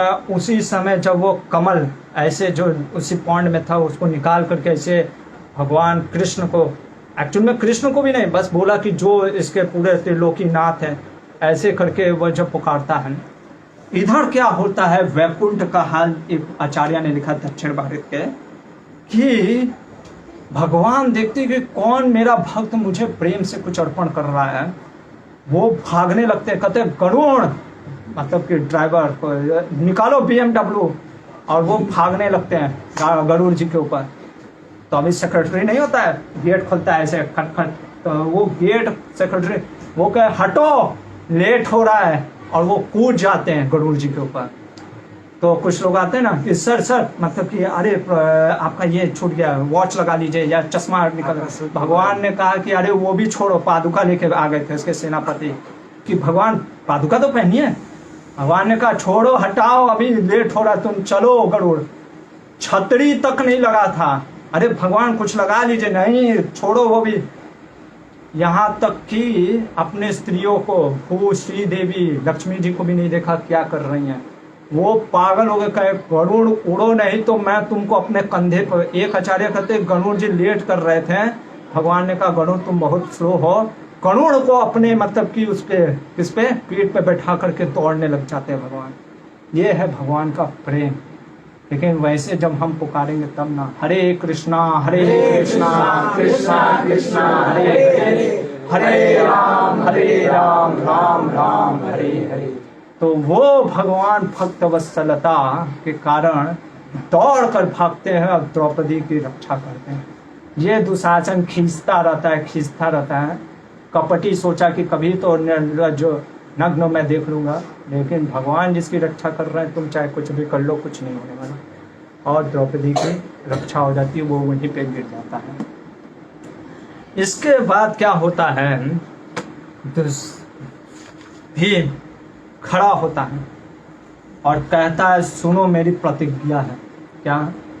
ये दुशासन को मैं युद्ध में मार गिराऊंगा, मार के इसका छाती फाड़ दूंगा, छाती फाड़ के लहू पीऊंगा। अभी लोग कहते हैं ऐसा प्रतिज्ञा कैसे कर सकते हैं? भाई आप नहीं रहे हो ना, आप समझने का प्रयास करो क्या गुजर रहा है भीम। जो व्यक्ति अधर्म देख नहीं सकता, उसके सामने इतना बड़ा अधर्म हुआ है। इसीलिए जब कहते हैं ना, भीम की तारीफ करती है द्रौपदी, जब जयद्रथ उसको किडनैप करता है, कि भीम ऐसा है, वो अधर्म सही नहीं सकता। और वो क्या करता है ना, वो व्यक्ति को तब तक मारता है, उसका गुस्सा भी शांत नहीं होता। वो मारता है, व्यक्ति मर जाता है, वही उसका दया है। अगर उसके बस में विधाता ने ये दिया होता ना कि जिंदा कर दो, तो वो जिंदा कर देता, फिर मारता, फिर जिंदा करता, फिर मारता, इतना मारता। क्योंकि जो क्या होता है ना, जो लोग मतलब कि बहुत सच्चे होते हैं ना, अच्छे होते हैं, इनोसेंट होते हैं, वो अधर्म नहीं सह पाते। तो इसलिए कहता मैं इसका लहू पीऊंगा। हाँ, अगर ये अपने अपराध का, देखो ये भी मेंशन है, इतना बोलने पे भी धर्म है, अगर ये अपने अपराध को क्षमा मांग लेगा तो मैं छोड़ दूंगा, लेकिन अगर नहीं मांगा तो मैं सही में कह रहा हूँ, और अगर ऐसा नहीं किया तो अपने पूर्वजों को मुंह नहीं दिखाऊंगा। ये बोलने के बाद क्या होता है, विदुर जी फिर खड़े हो जाते हैं और विदुर जी कहते हैं, देखो दोनों हाथ ऊपर उठा करके, क्योंकि वो हवन कर रहे हैं, देवताओं से साक्षी बना रहे हैं। क्योंकि वो कह रहे मैं समर्थ नहीं हूँ, कार फिजिकल स्ट्रेंथ नहीं था ना, ये चीज मेरे पास ज्ञान है, मेरे पास धर्म है, लेकिन मेरे पास फिजिकल स्ट्रेंथ नहीं है। तो इसलिए वो कह रहे साक्षी बना करके कहते हैं कि इस स्त्री के साथ इतना बड़ा अधर्म हुआ है, और अगर आप अब भी शांत रहें तो आपको दंड मिलेगा। इसीलिए अधर्म का देखो। और वहाँ भी एक कहानी बताते हैं, विरोचन जो प्रहलाद महाराज का पुत्र था, उसको प्रेम हो गया केसनी से। किससे हो गया? केसनी करके स्त्री थी, इससे इसको भी प्रेम हो गया। जैसे कभी कभी नहीं होता, एक लड़की और दो लड़का, स्कूल में भी देखे होंगे, खूब लड़ाई हो जाता है, ठीक है ना। तो सुधनवा करके एक ब्राह्मण था, अंगिरा पुत्र सुधनवा, इसको भी प्रेम हो गया और इसको भी प्रेम हो गया। इसको? विरोचन को, ठीक है। राजा थे प्रहलाद महाराज, दोनों चाहते हैं प्रहलाद महाराज के पास। इसको तो भाई कोई दिक्कत नहीं, पप्पा है मेरे सुधनवा, प्रहलाद महाराज है भाई महाजन। विरोचन ने बोला कि, और सुधनवा ने बोला कौन इस स्त्री से शादी करना चाहिए। प्रहलाद महाराज ने कहा मैं कल बताता हूँ, ठीक है। वो गए कश्यप जी के पास और पूछे कि क्या करना चाहिए।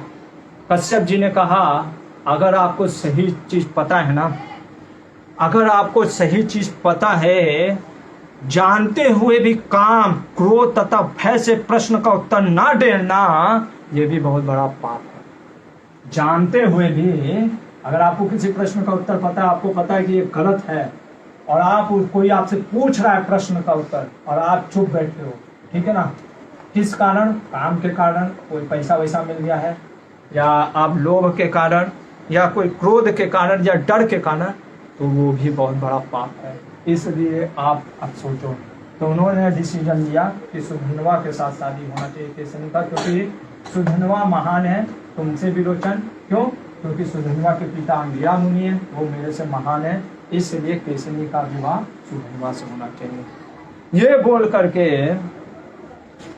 क्या बोलते हैं कि आपको अब बोलना चाहिए। किसको बोल रहे हैं? धृतराष्ट्र को, कि तुम अब भी समय है, संभल जाओ।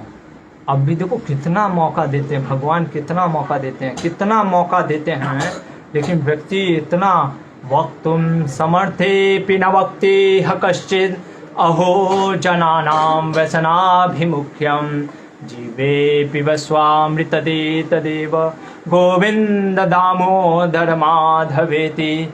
तो व्यक्ति बोल सकता है भगवान का नाम लेने में, कोई पैसा जाता है, सबके पास ताकत है, फिर भी नहीं बोलता है उद्दंडता के कारण कि मैं तो लूंगा ही नहीं नाम। और मैं देखा हूँ जिसको बोल दो ना कि नाम लेने के लिए, वो तो कहता फिर अब तो और नहीं लूंगा, आपने बोल दिया ना अब तो और नहीं लूंगा, ऐसे अड़ जाता है। तो ये चीज होता है।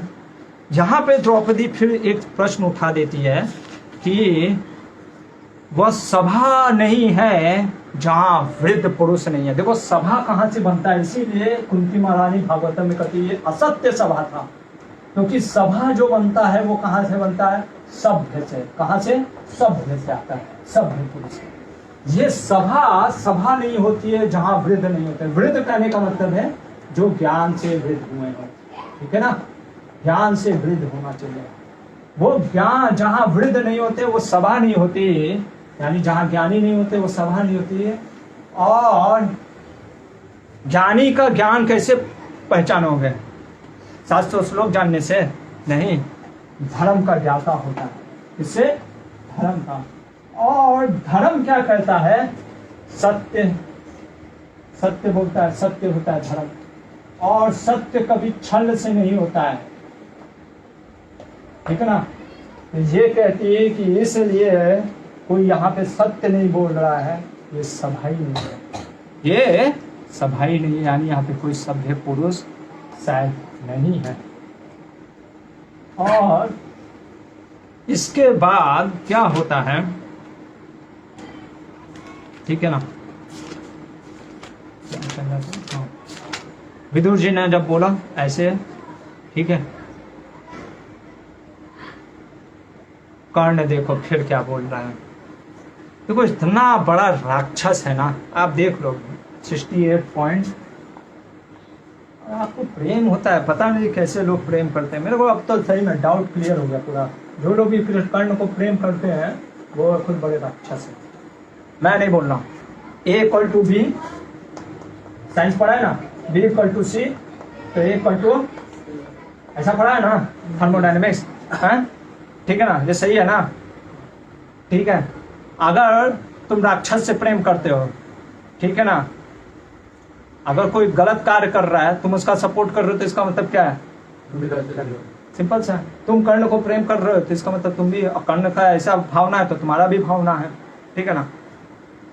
देखो क्या बोल रहा है, कोई कुछ नहीं बोल रहा था, अभी घसीट भी दिया, हार भी गया, वो दुशासन बैठ गया, वो थक गया, ठीक है ना, सब अपना साम बैठे हैं।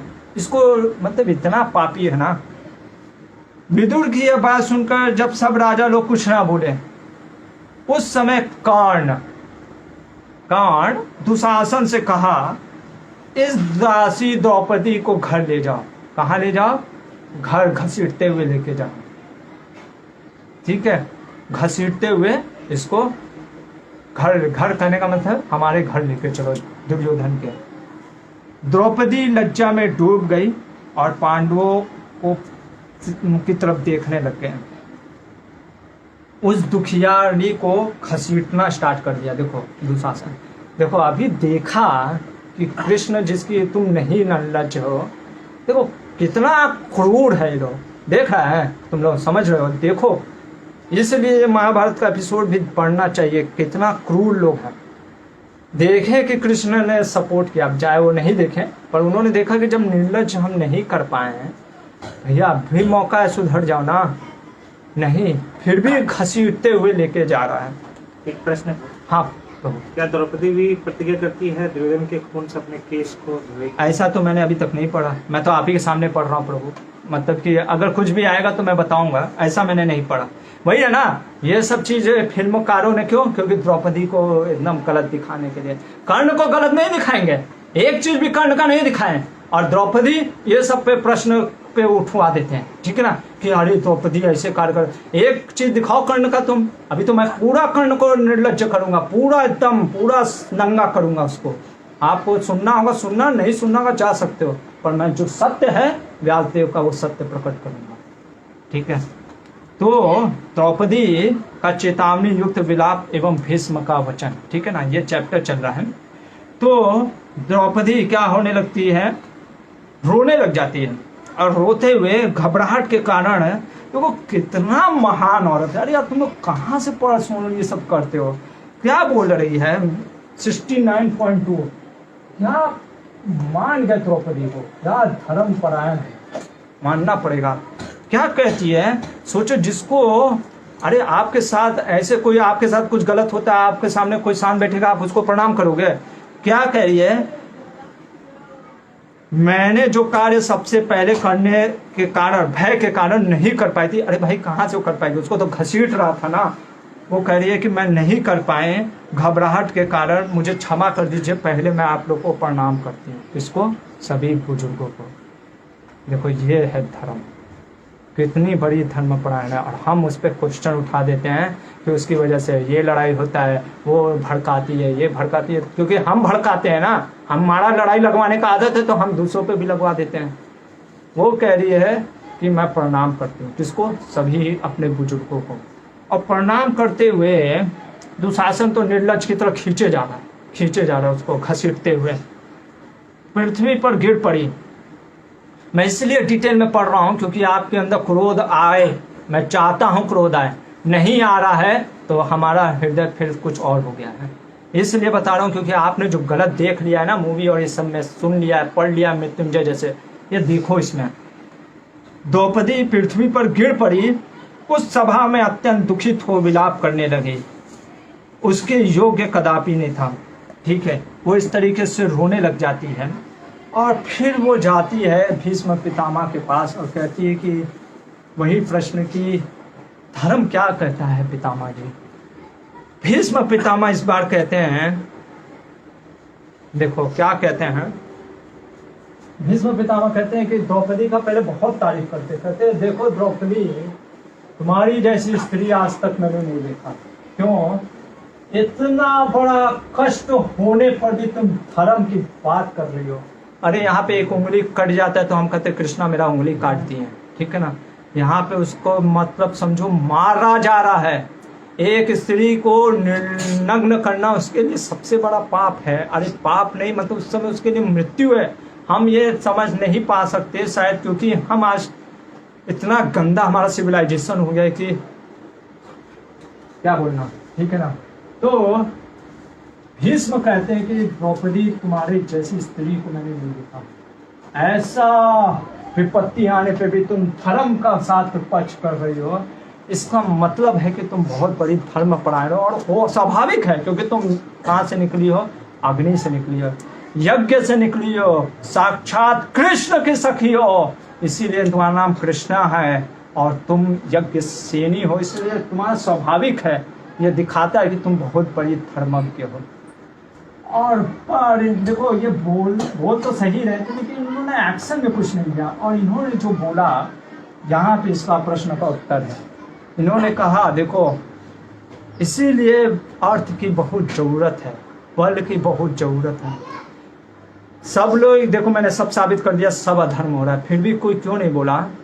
भीष्म पितामह कहते हैं संसार में बलवान मनुष्य जिसको धर्म समझता है उसी को दुनिया धर्म मानती है। कहने का मतलब है आप भले धर्म के ज्ञाता हो, मान लो ये प्रभु जी धर्म के ज्ञाता हैं, लेकिन इनके पास ताकत नहीं है ना, ताकत इन द सेंस बल नहीं है स्थापित करने का।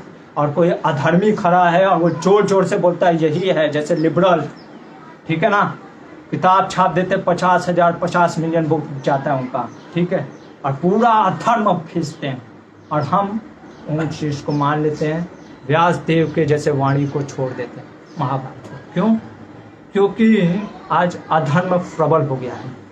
इसीलिए धर्म अगर सिर्फ और सिर्फ वाक्य में रह गया, प्रवचनों में रह गया, पुस्तकों में, तो कोई फायदा नहीं होगा। इसीलिए धर्म की स्थापना करने के लिए अगर राजा नहीं उठ रहा है ना, तो फिर ब्राह्मण को ही पांडव सेना बनाना पड़ जाता है। ये कारण है। ऐसा जरूरी नहीं है कि ब्राह्मण, लोग बोलते ना, क्योंकि क्या करे, जब क्षत्रिय है ही नहीं, जब क्षत्रिय वेन हो गया, वेन राजा हो गया, तो फिर ब्राह्मण को हुंकार करके क्षत्रिय को गिरा करके अपना खुद क्षत्रिय स्थापना करना पड़ेगा। तो इसलिए फिर भीष्मदेव ने सही बोला। क्या प्रैक्टिकल नॉलेज दे रहे हैं। आप देखोगे आपके घर में भी आप अच्छे हो गए, लेकिन आपके अच्छे होने से क्या होगा, कोई अच्छा होगा नहीं, दबा देते हैं ना। लोग कहते हैं ना हमको दबा दिया गया, दबा देते। आप देखोगे घर में, समाज में लोग क्या करते हैं, अच्छे लोगों को दबा देते। इसीलिए अच्छाई के साथ साथ हमें ऐसा व्यवस्था करना पड़ेगा जहाँ पे अच्छे की आवाज को उठाया जा सके। यही भीष्मदेव कह रहे थे कि इसीलिए द्रौपदी कोई कुछ नहीं बोल पा रहा है, क्योंकि अभी दुर्योधन के पास ताकत है। उसका बाप जो बैठा है ना, वो निर्लज, वो धृतराज पुत्र के मुंह में इतना अंधा हो गया है, वो कुछ बोल नहीं रहा है। हम क्या कर सके? नहीं, हमको भी, हम, वो भीष्म पितामह का बात है, ठीक है ना, वो महाजन है, वो भगवान का आवाहन कर रहे थे।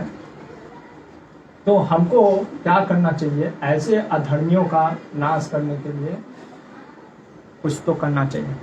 फिर भी देखो घसीटते हुए लेके जा रहा है, और जब ये घसीटते हुए लेके जा रहा होता है ना, तो भीम थोड़ा सा क्रोधित हो जाता है।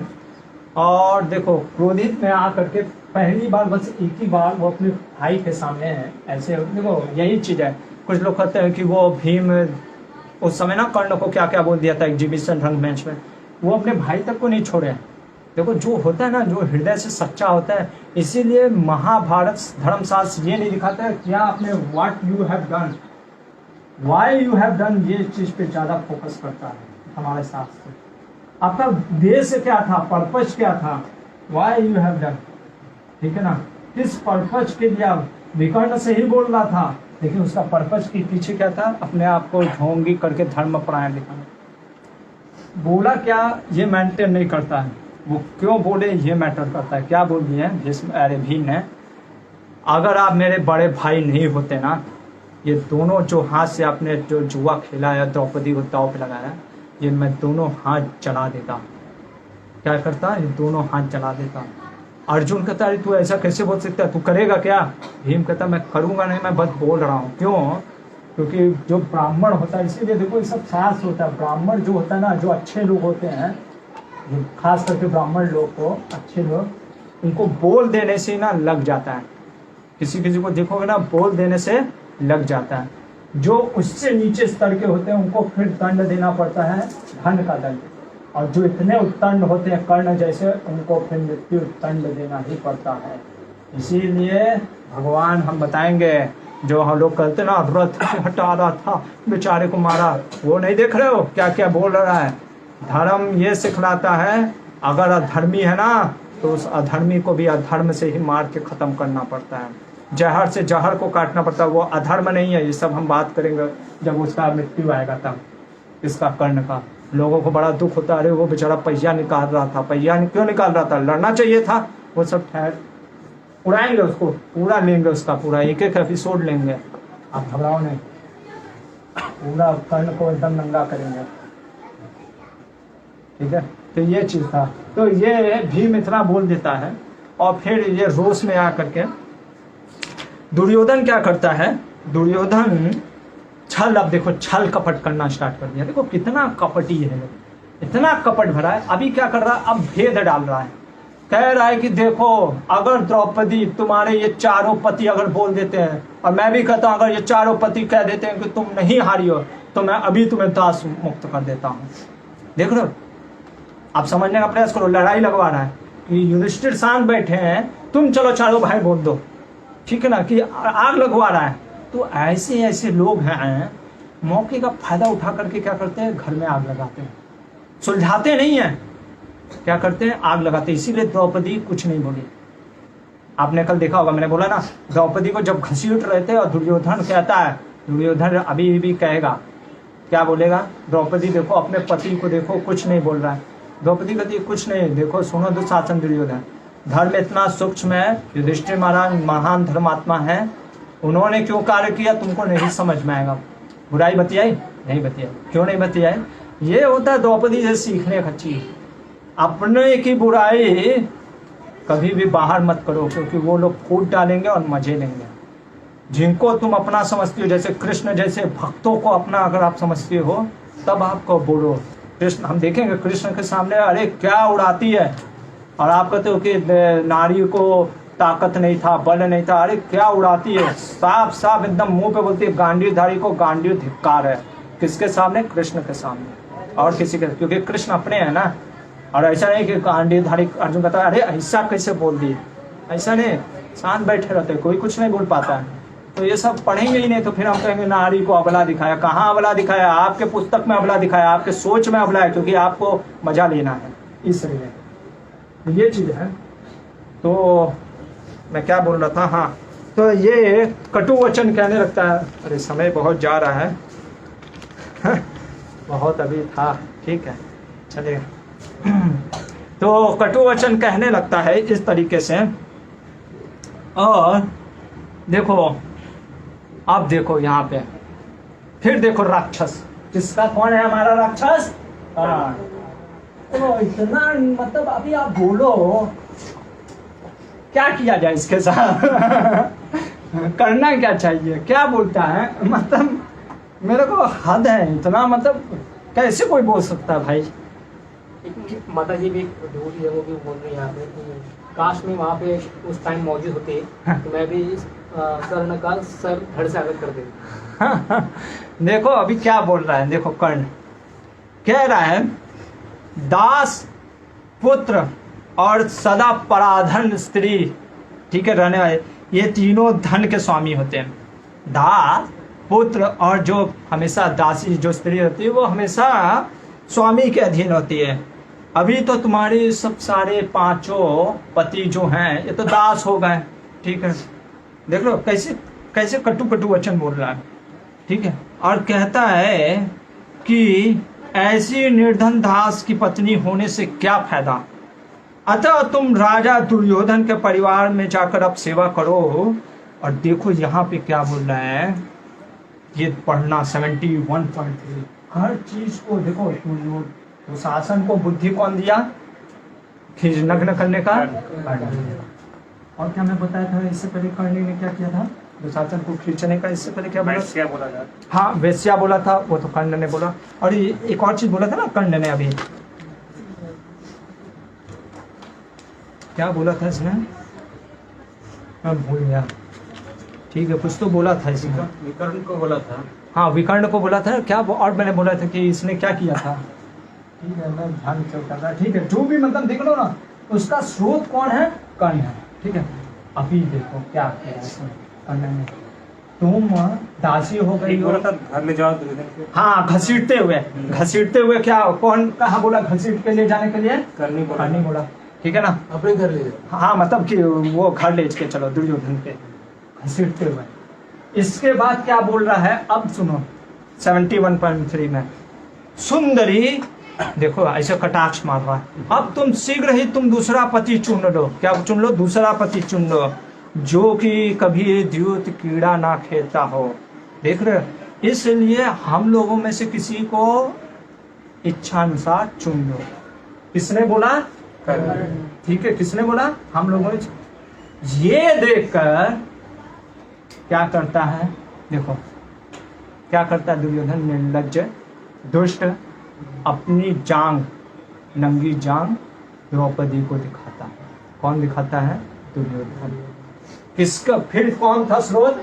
ठीक है ना। इसके कहने पर द्रौपदी को अपनी नंगी जांग दिखाता है दुर्योधन। इतना बड़ा कपटी, टूटेगा नहीं तो क्या होगा? टूटेगा ही। क्या होता है, एक तो ये कारण है, ठीक है ना, तो नंगी जांग दिखा दिया तो ये तो बहुत बड़ा धर्म है, तो टूटेगा, स्वाभाविक है। अब लोग कहते हैं अरे भीम ने मार दिया, अरे तुम देखो, इसीलिए बलराम जी तक आए ना भगवान कृष्ण के समय, जब उस बलराम जी को शांत कर दिया कृष्ण ने, तो हम लोग कौन है? बलराम जी मतलब लीला के लिए हम बस ले रहे हैं बलराम जी को, क्योंकि वो तो स्वयं भगवान कृष्ण के ही संकर्षण है, वो दूसरे रूप है, उन पर कोई आरोप नहीं है, वो तो बस लीला के लिए वो बस बता रहे हैं। बलराम जी को भी कृष्ण ने शांत कर दिया कि आप भी अभी कुछ नहीं बोल सकते हैं। तो जब बलराम जी को शांत कर दिया तो ये लिबरल लोग को भगवान शांत नहीं करेंगे, ईट से ईट हो जाएंगे समय पे, ठीक है ना। जो लोग कर्ण का साथ देते हैं दुर्योधन का 70 में, तो जैसे ही भगवान ने, अरे कर्ण ने ऐसा बोला, दुर्योधन ने जंगी नाम ये लिखाया जो कि बहुत अधर्म का प्रतीक है, उठ गया कौन फिर कहा कि कुछ बोला भी था। हाँ जान दे कुछ बोला भी है, जान दे क्या बोला मैं देख लेता हूँ। सीरियल में दिखाता ना। हाँ हाँ मैं समझ गया था।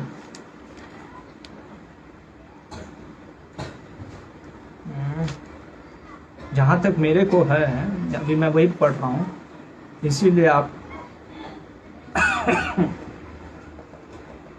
हाँ नहीं देखो क्या बोल रहे हैं। कुंती कुमार युधिष्ठिर से ऐसा कर ऐश्वर्य मत से मोहित हुए दुर्योधन ने इशारे से राधा नंदन कर्ण को बढ़ावा देते, देखो ये भी बढ़ावा दे रहा है किसको? कर्ण को। और तू बोल क्या क्या बोला हम देखेंगे। भीमसेन का तिरस्कार करते हुए अपनी जांघ का वस्त्र हटाकर द्रौपदी की ओर मुस्कुराते हुए देखा। उसने केले के खंभे के समान मोटी, समस्त लक्षणों सुशोभित हाथी के चढ़ाव के व्रज के समान अपनी बाई जांघ, हमने बताया था ना बाई और दाई जांघ होता है, दाई जांघ होता है पुत्री के लिए, बाई जांघ होता है पत्नी के लिए, द्रौपदी को दृष्टि सामने करके दिखाई। हाँ बस ये दिखाया, बोला नहीं है इसमें, ऐसा लिखा है कि सिर्फ दिखाया, वो भी हंसते हुए अपनी जांघ को दिखा रहा है और उकसा भी रहा है कर्ण को, और बोल और बोल और बोल। किसको? इन लोग को। भीम क्या कहता है, सुनो दुर्योधन, तेरे इसी जांघ को मैं गधा से तोड़ डालूंगा, जो कि अधर्म का प्रतिनिधित्व है। एक और कारण है, यहीं पे लीला ले लेते हैं, क्या होता है, ये तो कारण है अधर्म के कारण उसका जांघ टूटेगा, ठीक है देखो। और दूसरा ये प्रतिज्ञा लिया था इसने भीम ने। तीसरा कारण क्या था, देखो इतना बड़ा निर्लज आदमी है। एक बार कौन आते हैं, मैत्रेय ऋषि। मैत्रेय ऋषि को जानते हो? मैत्रेय ऋषि है पराशर मुनि के दोस्त, और यही मैत्रेय ऋषि तीसरे स्कंद में आप देखोगे मैत्रेय ऋषि बहुत पूरा ज्ञान देते हैं विदुर जी को, ठीक है ना। ये पहुंचते हैं कहाँ? धृतराष्ट्र के दरबार में। धृतराष्ट्र कहता है कि हमारे बच्चे को कुछ सिखा दीजिए, पर उसको पता नहीं है कि ये बच्चा इतना दंड है, निर्लज है, कुछ सीखेगा नहीं। वो कहता है, तो धृतराष्ट्र दुर्योधन को कहता है कि जैसे नहीं कभी कभी साधु या प्रभु जी लोग कहते हैं, बच्चे के मन में पापा कहते हैं कि प्रभु जी थोड़ा सा इसको बताइए ना, कुछ समझाइए, तो बच्चा को मन नहीं करता है, वो सुनने का मन नहीं करता है, ठीक है ना। इसीलिए जिसको नहीं सुनने का मन है ना, उसको नहीं बैठाना चाहिए, खास करके ऐसे महान साधुओं के पास, नहीं तो श्राप भी आता है वरदान के साथ। क्या हुआ, दुर्योधन का मैं नहीं बैठने वाला, कौन है ये साधु वाधु, उसको तो इज्जत करता नहीं था। वो कह रहे बैठ जा बेटा, कुछ तो ले लेना ज्ञान व्यान का, ठीक है। मैत्रेय ऋषि बैठे रहते हैं। अब वो इतने बड़े पराशर मुनि, वेद व्यास के पिता के दोस्त हैं, गुरु है मैत्रेय ऋषि, तीसरे स्कंद में पूरा तीसरा चौथा स्कंद पूरा ये कथा दे रहे हैं, सोचो कितने बड़े होंगे। ये बैठे रहते हैं। दुर्योधन अपनी जांग वहां पे भी खोल करके देखो, वहां पे भी जांग को ऐसे ऐसे नहीं, कुछ लोग ऐसे ऐसे, हाँ तो क्या बोल रहे थे आप, ऐसे नहीं, मतलब कि कुछ सम्मान ही नहीं देना। मैत्रेय ऋषि ने कहा तुमको पता नहीं साधु के साथ कैसे बैठते हैं, कैसे उसका सम्मान करते हैं, तुमको बोलने का तरीका नहीं पता, तुम ये जो जंघा पीट रहे हो ना, इसी जंघा टूटेगी तुम्हारी। क्या टूटेगी? ये श्राप था मैत्रेय ऋषि का, यही जंघा जो तुम पीट रहे हो ना, यही टूटेगा तुम्हारा जंघा, ठीक है। और ये बोल करके निकल जाते हैं, कहते तुमको कोई नहीं सिखा सकता। तो ये कारण था, 3 कारण से इसका जंघा टूटता है। हर चीज के पीछे हमारे परम पूजनीय कर्ण जी, कौन है? कर्ण। तो ऐसा कहने पे दुर्योधन फिर कह रहा है, देखो क्या कह रहा है, अगर भीम अर्जुन नकुल सहदेव ये मान ले कि तुम नहीं हारी हो, तो मैं तुम्हें दासीपन से मुक्त कर दूंगा। लड़ाई लगवा रहा है, ठीक है। उसी समय अग्नि जो वो था ना, वो जो साला था जो बना था वो सभा, वहां पे क्या है, गीदड़ आकर जोर से, जैसे कल रात को सियार ऐसे कर रहे थे ना, तो ऐसे आकर के सोचो, गीदड़ और सियार कभी आकर के, आप देखोगे सियार गीदड़ कभी आते नहीं है, इसीलिए कहीं अगर सियार और गीदड़, मतलब ऐसे नहीं, यहाँ पे नहीं, अगर कहीं किसी सभा में, जैसे यहाँ पे अचानक से आकर के सियार गीदड़, कुछ तो अशुभ होने वाला है। सियार गीदड़ कौवा सब आकर के दम जोर जोर से चिल्लाने लग गए, कौन नहीं चिल्लाने लग गए, ठीक है ना। सभी जो ब्राह्मण थे स्वस्ति स्वस्ति करने लग गए, क्योंकि बहुत बड़ा अपशकुन होने वाला था ऐसा, ठीक है। ये सब देख करके ये स्वयं धृतराष्ट्र बोलेगा अंत में संजय को, मैं डर गया। क्या हो गया? मैं डर गया। और इस डर के कारण ऐसा नहीं सोचना कि उसको बहुत प्रेम जाग गया, अरे मेरी बेटी तेरे साथ क्या हो गया। इस डर के कारण वो मंद बुद्धि खड़ा हो जाता है धृतराष्ट्र और कहता अरे दुर्योधन को डांटने लगता है, क्योंकि अब उसको डर लगने लग गया ना, क्योंकि वो भाई उसने भी पढ़ा था, ज्ञान व्यान लिया था धर्म का, उसको अब पता चल गया कुछ तो गड़बड़ है। भाई पता रहता है, पापियों को भी पता रहता है ये गड़बड़ मैंने किया है, लेकिन फिर भी वो पाप करते हैं। तो वो कहने लगता है द्रौपदी तुमको क्या वरदान चाहिए। द्रौपदी कहती है मेरे को पहला वरदान ये चाहिए कि मेरे पति को दास मुक्त करिए।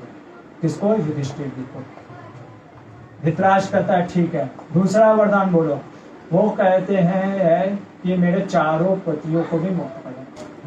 देखो उसने अपने बारे में नहीं बोला, क्यों? क्योंकि वो कभी दासी हुई ही नहीं थी। ये मध्वाचार्य कहते हैं जब आप हुए ही नहीं हो तो आप क्यों मांगोगे, ये भी एक कारण है। कभी हुई नहीं थी, अधर्म था, वो घसीटना सब चीज, लेकिन सब लोग शांत बैठा, क्यों? क्योंकि कोई किसी के पास बलि नहीं था। तो इसीलिए फिर भगवान ने क्या किया, तुम नहीं करोगे ना धर्म स्थापना, मैं करूंगा। अब फिर मैं जब करूंगा ना, मैं सबको मारूंगा, और जो धर्म का भी साथ देगा, धर्म का भी साथ देगा, उसको भी मारूंगा। ठीक है, तो इसलिए फिर कहता नहीं बेटी और मांगो, कहती कि नहीं सुनो। देखो इतना धर्म परायण थी। धर्म कहता है एक छत्राणी को 2 से ज्यादा वर नहीं मांगना चाहिए। इसलिए मैं ये 2 वर अपने युधिष्ठिर को पहले दास से मुक्त और चारों पतियों दास मुक्त से अलावा और कुछ नहीं मांगती हूँ। वो तो डर गया था। धृतराष्ट्र कहता है जो भी तुम्हारे पति ने हारा है सब कुछ मैं वापस करता हूँ। कौन? धृतराष्ट्र करता है। डर गया था ना भाई, उसको अब सकून ये सब दिखने लग गया। वो ऐसा कोई प्रेम के कारण डर गया था, ठीक है, और डर के कारण वो सब वापस कर देता। फिर देखो हमारा महान राक्षस कौन? कर्ण क्या बोलेगा, मतलब उसको क्या हम बोले हैं, आदमी एक बार सुधर जाओ, 2 बार 3 बार, अब इसको मारोगे नहीं तो क्या करोगे। अब इसको तो आप वो सोचो, इसको तो घसीटते हुए मारना चाहिए। इसको तो ऐसे मारना ही नहीं चाहिए, घसीटते हुए मारना चाहिए। वो तो भगवान की कृपा है, उन्होंने घसीट के नहीं मारा। इतना बड़ा धर्मी था, कभी कोई धर्म का कार्य किया ही नहीं है। हाँ दान देता था, दान भी अब किस लिए देता है मैं बताऊंगा भी, वो सब चीज, वो सब भी रहस्य खुलेगा। ये कहीं नहीं लिखा है व्यासदेव ने कर्ण के महानता, ये हम महान बना दिए हैं। मैंने ही शुरुआत में ही लिख दिए कि सबसे बड़ा जड़ जो है अधर्म का मूल तना जो है वो कर्ण है।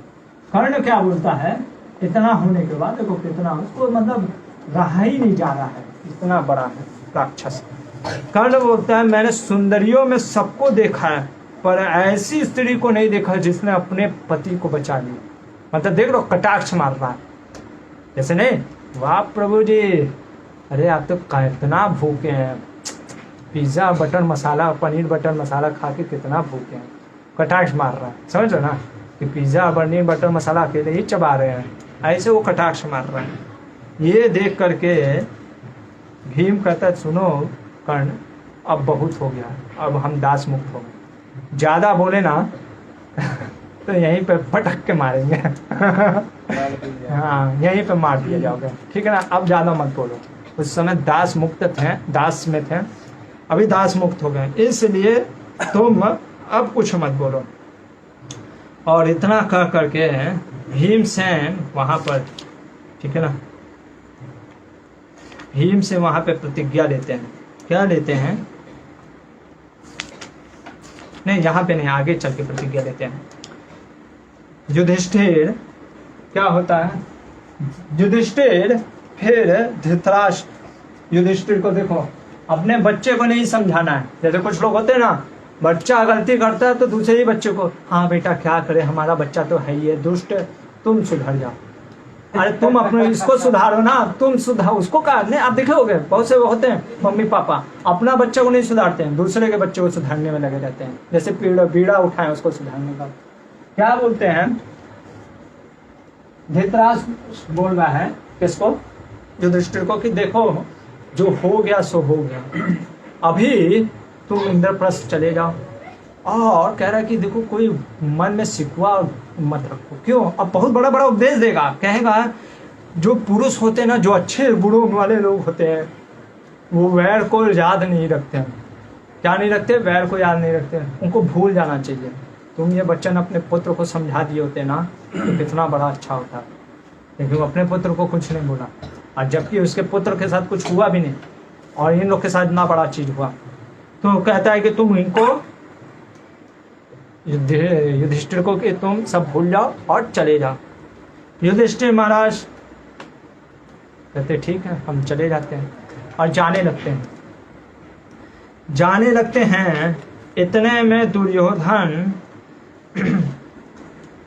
और सब बैठे हुए होते हैं। दुशासन आता है कपटी और कहता है कि पप्पा ने सब कुछ दे दिया है, जो हमने इतना प्रेम पूर्वक दम से जीता था वो सारा तो पप्पा ने दे दिया, हमको फिर से युद्ध करना चाहिए। शकुनी और कर्ण कहते हैं हाँ फिर से युद्ध क्रीड़ा करेंगे। और इस बार दाव पे क्या किया? कहा कि एक ही दाव खेला जाएगा, ठीक है ना। इस दाव में ये रहेगा, या तो जो जीता उसको 12 साल का वनवास, 1 साल का इनकॉग्निटो मतलब अज्ञातवास, और इस 1 साल के अज्ञातवास में अगर वो पहचाना जाता है तो उसको फिर से 12 साल का वनवास और 1 साल का अज्ञातवास। ऐसे उन्होंने कहा, शकुनी ने भी कहा। दुर्योधन जाकर के बोलता है धृतराष्ट्र को। कुछ क्वेश्चन आया तो हाँ बोल। कह रहे कि द्रौपदी तो खुद सती स्त्री थी और अग्नि की बेटी थी, वो इन सबको भस्म कर सकती थी। हाँ ये चीज है कि वो भस्म कर सकती थी। उसी भस्म के डर के कारण तो धृतराष्ट्र बोलने लग गया, क्यों नहीं की द्रौपदी ने। मध्वाचार्य कहते हैं, व्यासदेव ने, मतलब ये महाभारत में तो मैंने अभी तक नहीं देखा, अगर होगा तो बताऊंगा, जो मैंने पढ़ा है मध्वाचार्य या आचार्य से, द्रौपदी ने इसलिए नहीं किया क्योंकि देखो धर्म इतना सूक्ष्म, इसीलिए ना, क्योंकि आप समझने का प्रयास करो। उसके पति उसके सामने बैठे हैं। कौन? द्रौपदी के।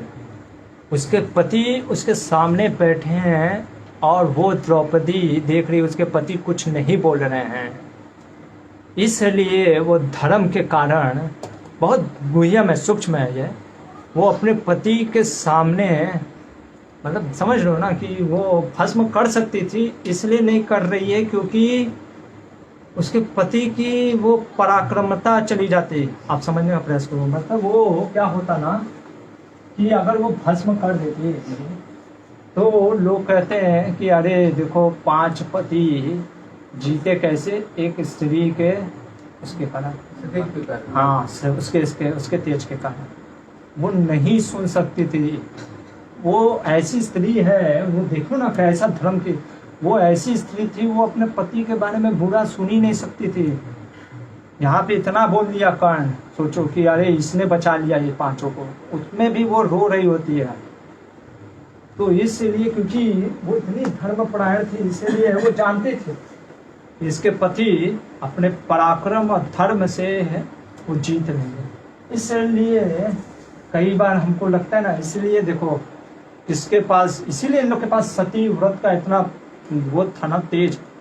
हमको इसलिए तेज नहीं है, हमारे बात में आज तेज क्यों नहीं है? जैसे कुछ लोग बोलते हैं ना प्रभु जी, पहले लोग बोलते थे साधु लोग श्राप लग जाता है, आज क्यों नहीं? क्योंकि हम इतना झूठ बोलते हैं।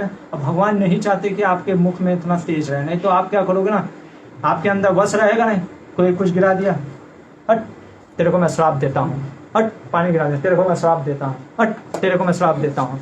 ऐसा नहीं होता है। तो इसीलिए वो लोग कब श्राप देते थे उसका कारण होता था, वो पूरा धर्मज्ञ थे, वो जानते थे इसके पीछे कुछ कारण होगा, इसलिए वो लोग और वो लोग ने तपस्या भी किया होता है, कभी झूठ नहीं बोले होते हैं। हम दिन में 10 झूठ बोलेंगे तो कहाँ से वो भी झूठ निकलेगा, कहाँ से सत्य होगा। तो ये चीज़ था, तो ये कारण था, द्रौपदी ने कुछ नहीं किया।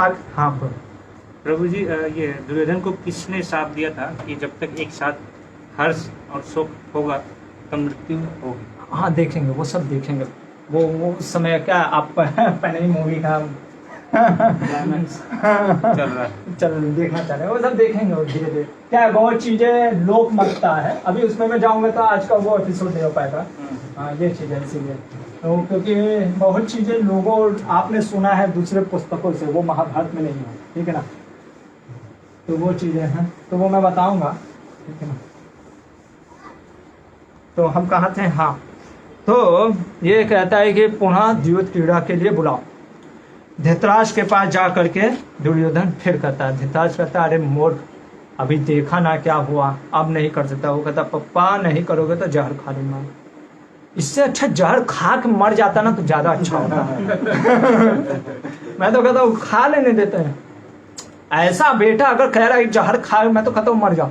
हाँ मर जाओ, ज्यादा अच्छा हो, तुम मर जाओ तो ज्यादा अच्छा है कि बच जाएगा मेरा और बच्चे, ठीक है ना। तो वो जहर भी नहीं खाता है, ठीक है, और खाएगा नहीं, वो बस डरा रहा है, ठीक है।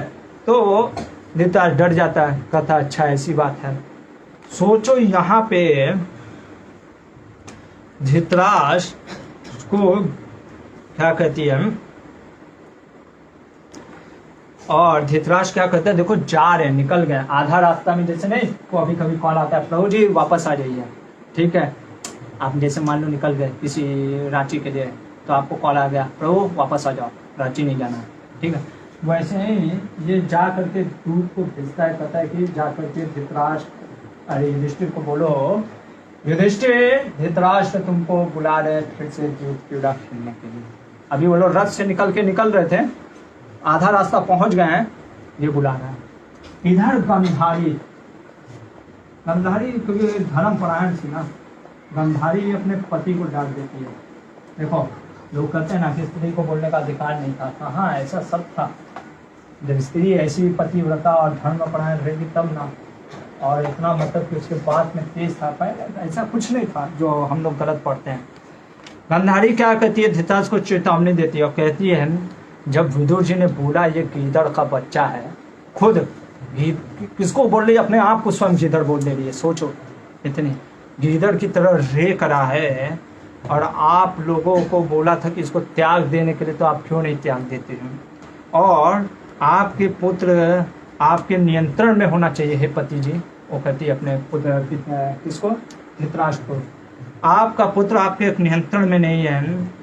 मैं चाहती हूँ कि अभी भी समय है। स्वयं गंधारी बोल रही है, स्कूल का अंत मतलब कि कह रही है, कौन सा वर्ष है, हाँ, मैं चाहती हूँ इसलिए आप मेरी बात मानकर इस कुलांगार दुर्योधन को त्याग दें, ठीक है। ये कुल का नाशक 75 चैप्टर पॉइंट 8 में स्वयं गंधारी जी बोल रही है, क्या करो, त्याग दो। माँ कह रही है कि अभी त्याग दो इसको।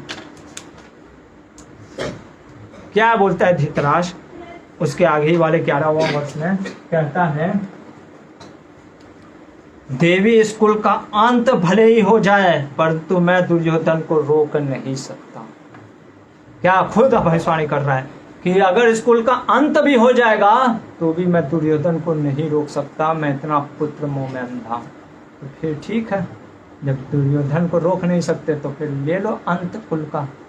और ये बोलने के बाद युधिष्ठिर महाराज को बोला जाता है। युधिष्ठिर महाराज को सभी लोग समझाते हैं आप मत युद्ध खेलो। युधिष्ठिर महाराज कहते मैं क्या करूं, बड़ा पापा फिर से बुला देगा, ठीक है। और ये सोच करते हैं, फिर से वो बैठ जाते हैं इस बार भी। और इस बार शकुनी कहता है एक ही दाव है, क्या है, एक ही दाव है, ठीक है। और वो दाव ये है, अगर आप जीते तो हम 12 साल के वनवास, 1 साल का अज्ञातवास, और उस 1 साल के अज्ञातवास में अगर हम पहचान लिए गए तो फिर 12 साल का वनवास। और अगर आप हार गए तो आप 12 साल का वनवास और 1 साल के अज्ञातवास में आपको जाना पड़ेगा। और इतना कहने पे पासा फेंका जाता है, शकुनी फिर जीत जाता है और 5 पांडव और द्रौपदी को अब 12 साल के लिए वनवास और 1 साल का अज्ञातवास मिलने लगता है। और देखो इतने अधर्मी हैं, इतने कुछ लोग जब जीत जाते थे एकदम नाचने लगते हैं, एकदम ऐसे ऐसे ऐसे करके। दुर्योधन उसका भीम अब चलने लग गया तो उसका स्टाइल का नकल कर रहा होता है, ऐसे ऐसे चल के दिखा रहा होता है। मिमिक्री नहीं लोग करते हैं, मजा लेते हैं। अरे वाह ऐसे चल रहा था, ऐसे ऐसे मजा ले रहे, ओह ओह ऐसे करके खूब मस्ती कर रहा था। और दुशासन भी बहुत भला बुरा कहने लगता है।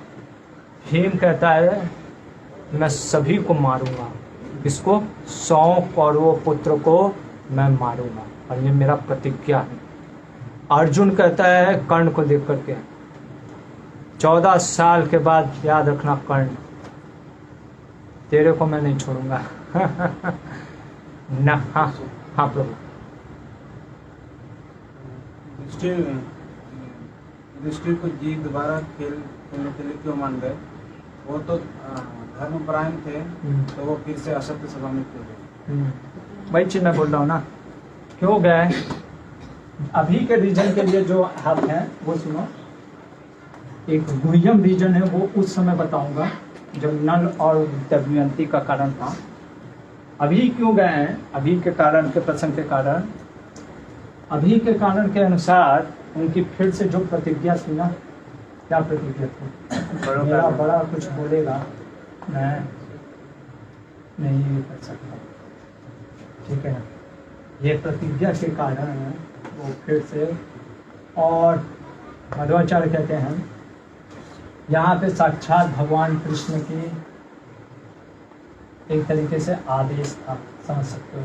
मतलब जुआ खेलने का आदेश नहीं, मतलब काल के प्रभाव के कारण है वो, काल के रूप, क्योंकि भगवान अब इन पांडवों के माध्यम से इस सारे अधर्मी को मारना चाहते थे। किसको मारना चाहते थे? ये सारे अधर्मियों को मारना चाहते थे, ठीक है। इस सारे अधर्मियों को अब हेतु बना करके है इनका वध करना था। इसलिए युधिष्ठिर महाराज अपनी प्रतिज्ञा के अनुसार और काल के प्रभाव के अनुसार फिर खेलने जाते हैं, ये कारण था। 12 साल के वनवास और 1 साल का अज्ञातवास मिल गया। इधर मजा लेने लग गए दुर्योधन दुशासन दुर्योधन को देख करके भीम कहता है मैं सबको मारूंगा। फिर बोलता है अगर तुम लोग फिर से आ करके माफी मांग लोगे मैं क्षमा कर दूंगा। अर्जुन भी कहते हैं कर्ण को मैं मारूंगा, ठीक है। सहदेव कहते हैं किसको? शकुनी को। ये मामा बहुत पासा फेंके हो ना, सब पासा निकालेंगे, ठीक है। तो शकुनी को मैं मारूंगा। और ये प्रतिज्ञा लेकर के कौन? युधिष्ठिर महाराज धृतराष्ट्र और सभी से आज्ञा लेकर के जाने लगते हैं। कुंती महारानी से मिलती है कौन? द्रौपदी। और द्रौपदी कुंती महारानी कहती है कि द्रौपदी तुम सक्षम हो मेरे पति मेरे बच्चों का देखभाल करने के लिए, इसलिए कुंती महारानी नहीं जाती है। यहाँ पे एक चीज सीखना चाहिए कुंती महारानी से। जब पुत्र का विवाह हो जाता है ना, तो कई बार आप देखोगे कि माता जी लोग जो होती है, माता वो पुत्र मोह में इतना प्रेम में रहती हैं कि वो त्याग ही नहीं पाती हैं अपने पुत्र को। ये असल में त्याग है, ये आसक्ति जो है ना, कोई आसक्ति ना होना। क्योंकि उनको पता था कि अब मेरा पुत्र ही नहीं रह गया, किसी का पति भी हो गया है, इसलिए तुम द्रौपदी देखभाल कर सकते हो। और इसलिए तुम मेरे 5 पुत्रों का देखभाल करना, खास करके सहदेव का ध्यान रखना क्योंकि सबसे छोटा है, ठीक है। ये कह करके रोने लगती है कुंती और याद करने लगती है कृष्ण को। किसको? भगवान श्री कृष्ण को। और सोचने लगती है, स्वाभाविक है भाई, किसी के भी जीवन में इतना दुख आएगा, वो कहने लगती है कि हे कृष्ण, देखो देखो जो माता का, देखो जो माँ होती है ना, इतनी धर्मपरायण माँ। जैसे मेरे को याद है, एक ब्रह्मचारी हो गया था हमारा एक मित्र, मैं उसके घर गया था बहुत दिक्कत होता है उस समय जब ब्रह्मचारी हो जाता है कोई भक्त हमारा, तो भगवान के लिए। तो माँ, देखो वो माँ कितनी मतलब कि धर्मपरायण थी। उस मेरे मित्र की माँ बोलती है कि प्रभु जी, मेरा पुत्र ब्रह्मचारी हो गया, मैंने ऐसा कौन सा पाप किया था कि मेरा पुत्र, देखो मेरा पुत्र ब्रह्मचारी हो गया। मतलब समझ रहे हो, माँ इतनी मतलब कि महान थी हमारी आज की मतलब कि माताएं लोग। वो कह रही कि मैंने कौन सा पाप किया था, मतलब वो दुख के कारण ना, दुख है ना, पुत्र अभी भगवान के लिए जा रहा, भले ही वो आज माता जी खुद ही 16 माला जप करती हैं और खुश हैं, बेटा मतलब कहती है अब मैं भी भगवान की भक्त बन गई हूँ। लेकिन उस समय जब दुख हुआ था, आज से लगभग 5 साल पहले की ये घटना, तो वो मतलब कि उसी तरीके से कुंती सोचती कि हे कृष्णा, मन में मैंने ऐसा कौन सा पाप किया था कि मेरे पुत्रों को इतना दुख और मेरे पुत्र वधू को इतना दुख झेलना पड़ा। कौन सोच रही है? कुंती महारानी। कोई पाप की थी? कोई पाप नहीं की थी। अगर पाप की होती तो भागवतम के पहले स्कंद के 8वें अध्याय में कुंती महारानी का आदेश नहीं, मतलब वो प्रशंसा नहीं होता। सोचो, भागवतम में सबसे पहले कुंती जैसे स्त्री का सबसे पहले प्रयास आता है, वो परमहंस गीता में। तो कृष्ण को याद करने लगती है और पांचों पांडव ठीक है, बीच में द्रौपदी, ठीक है ना, युधिष्ठिर पहले जा रहे होते हैं, भीम जा रहा होता है, फिर द्रौपदी जा रही होती है, अर्जुन जा रहा होता है, नकुल सहदेव सबसे आगे, जो कभी किसी एजेंडा के लिए नहीं खड़ा था, धौम्य ऋषि। द्रोणाचार्य का तो अपना एजेंडा था, धौम्य ऋषि ने कहा था तुम राजा रहोगे तो भी मैं तुम्हारे साथ रहूंगा पांडवों, तुम आज वो हो गया रंक तो भी मैं तुम लोग के साथ रहूंगा। और ये पांचों निकल जाते हैं, धौम्य ऋषि 5 + 1 6 धौम्य ऋषि के साथ, और जाते मैं आपको पहले भी बता चुका हूँ आप लोगों। मूवी में ऐसा दिखाया गया है हाँ। कि कुंती जो है वो जाना चाहती थी, हाँ, लेकिन विदुर जी ने मना किया था। हाँ, यहाँ पे भी है, कुंती नहीं जाना नहीं चाहती थी, विदुर जी ने भी फिर इसका पक्ष लिया। इसमें लिखा है कि विदुर जी ने कहा कि आप सही में आप बूढ़ी भी हो गई हैं, ठीक है ना, आप पे इतना मतलब कि बल ताकत नहीं रहेगा, इसलिए अब आप मर जाओ, ठीक है। और जो कुंती भी फिर ये कारण होता है वो नहीं जाती है, जो मैंने आपको बताया, ठीक है। मूवी में तो सब मिर्च मसाला जो उनको आता मजा वही लेते हैं टीआरपी बढ़ाने के लिए। हाँ, तो मैं क्या बोल रहा था, और आपको पहले भी बताया कि यम सुक्त गाते हुए कौन जा रहे हैं? आपके धौम्य ऋषि। युधिष्ठिर आंख में पट्टी बांधे क्यों? क्योंकि उनको दुख था और दुख के कारण क्रोध था। कहीं वो ऐसे आंख से अगर किसी ऐसे मनुष्य को देख लेते जो निरपराध था, जल के भस्म ना हो जाता। भीम अपने बाहुबल को बार बार देखते हुए जा रहा था, क्योंकि इसी बाहुबल से मैं मारूंगा इन 100 पत्रों को। अर्जुन वो जो क्या बोलते हैं बालू, सैंड को ऐसे बिखरते हुए जाता है, जैसे बालू में असंख्य कण होते हैं ना, वैसे मैं असंख्य बाण छोड़ूंगा। नकुल सुंदर रूप था उसका, इसलिए उसने अपने पूरे अंग में मिट्टी लगा दिया था, और सहदेव अपना मुख को पूरा वो मिट्टी से पोत देता है ताकि वो पहचाना ना जा सके, ठीक है। और द्रौपदी अपने ये जो केस है खुले हुए और रोते हुए जा रही है कि जैसे आज वो रो रही है ना, कल कौरवों के पुत्र के सारी उनकी पत्नियों को भी रोना पड़ेगा, क्योंकि सब मरेंगे। ये चीज़ कौन बताया? विदुर जी ने। अभी देखो विदुर जी क्या, धृतराष्ट्र को नींद नहीं आया, अरे नींद कैसे आएगा? अधर्म किए रहोगे कभी नींद नहीं आएगा, ये जान लो, ठीक है। और वो तो अधर्म किया था, कहा विदुर को बुला के लाओ। विदुर से पूछते कि मेरे को नींद नहीं आ रहा है। विदुर जी कहते हैं कि आपने किसी, देखो विदुर जी भी बहुत चालू थे, क्या आपने कभी किसी का घर जलाया? देखो किसको नींद नहीं आता, ऐसे बोलते हैं।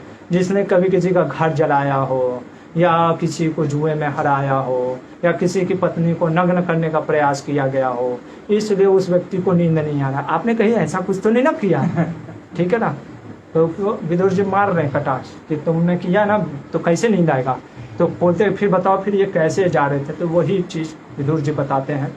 और इस तरीके से पांचों पांडव, द्रौपदी और धौम्य ऋषि वन की तरफ निकलते हैं, 12 साल के वनवास।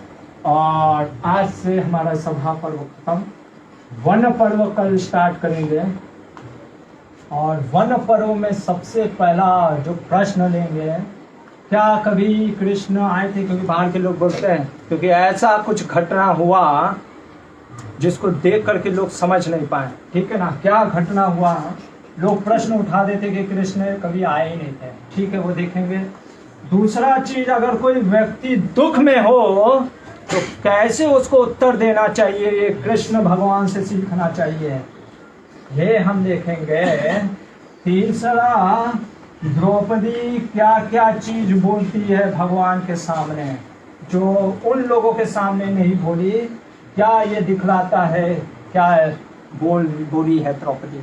ये सारे प्रश्नों का उत्तर हम कल देंगे, ठीक है। अभी कोई प्रश्न? एक प्रश्न आया कि हाँ। 13 वर्ष इंद्रप्रस्थ राज्य का क्या हुआ, मतलब जब वो वन में गए? 13 साल इंद्रप्रस्थ के राज्य हस्तिनापुर के राजा दुर्योधन ही संभाल रहे होते हैं, वही मजा ले रहे होते हैं। एक प्रश्न मेरा भी, हाँ प्रभु। धौम्य ऋषि मतलब है लेकिन वो कहीं कुछ बोल नहीं रहे, हाँ भी मतलब जैसे हाँ, ये वो- सब इंसिडेंट हुआ। हाँ, नहीं वो मतलब कि इसलिए वो तो उसके थे ना, क्या बोलते हैं, कुलगुरु थे इनके, पांडवों के, ठीक है ना, कुलगुरु। उनका कुछ वर्णन ही नहीं आया, हो सकता है वो सभा में बैठे ना हो, कुछ मतलब है, अब मैं बोल नहीं सकता। ना तो हमारे आचार्यों ने कुछ बोला है उनके बारे में, ना हम व्यासदेव ने भी कुछ लिखा है कि वो थे कि नहीं थे, ठीक है। वो इतना पीछे रहे ना बैकग्राउंड में, जैसे हम चैतन्य चेतामृत में देखते हैं ना, गोपाल कृष्ण गोस्वामी, गोपाल भट्ट, हाँ, गोपाल भट्ट का वर्णन नहीं आता है, लोकनाथ स्वामी महाराज क्यों नहीं आता है? क्योंकि वो लोगों ने बोल दिया कि आप मेरा मत लिखिएगा कृष्णदास कविराज गोस्वामी, तो थोड़ा बहुत बस हल्का मुल्का नहीं। तो इसी तरीके से धौम्य ऋषि इतना अपने आप को पीछे रखे हैं, जैसे जामवन की कृपा से हनुमान जी लंका कूदे, लेकिन जामवन का कहीं जिक्र आता है, कोई नहीं जानता ज़्यादा। तो उसी तरीके से ये लोग इतने महान थे, बैकग्राउंड में रहते थे, तो ये कारण है, ठीक है। तो ठीक है, तो फिर कल देखेंगे इन प्रश्नों के उत्तर, जो कि लिबरल लोग क्वेश्चन उठाते ना कि कृष्ण आए नहीं थे, तो हम उनका मुंह तोड़ कल फिर जवाब देंगे। हरे कृष्णा, श्रील प्रभुपाद की जय।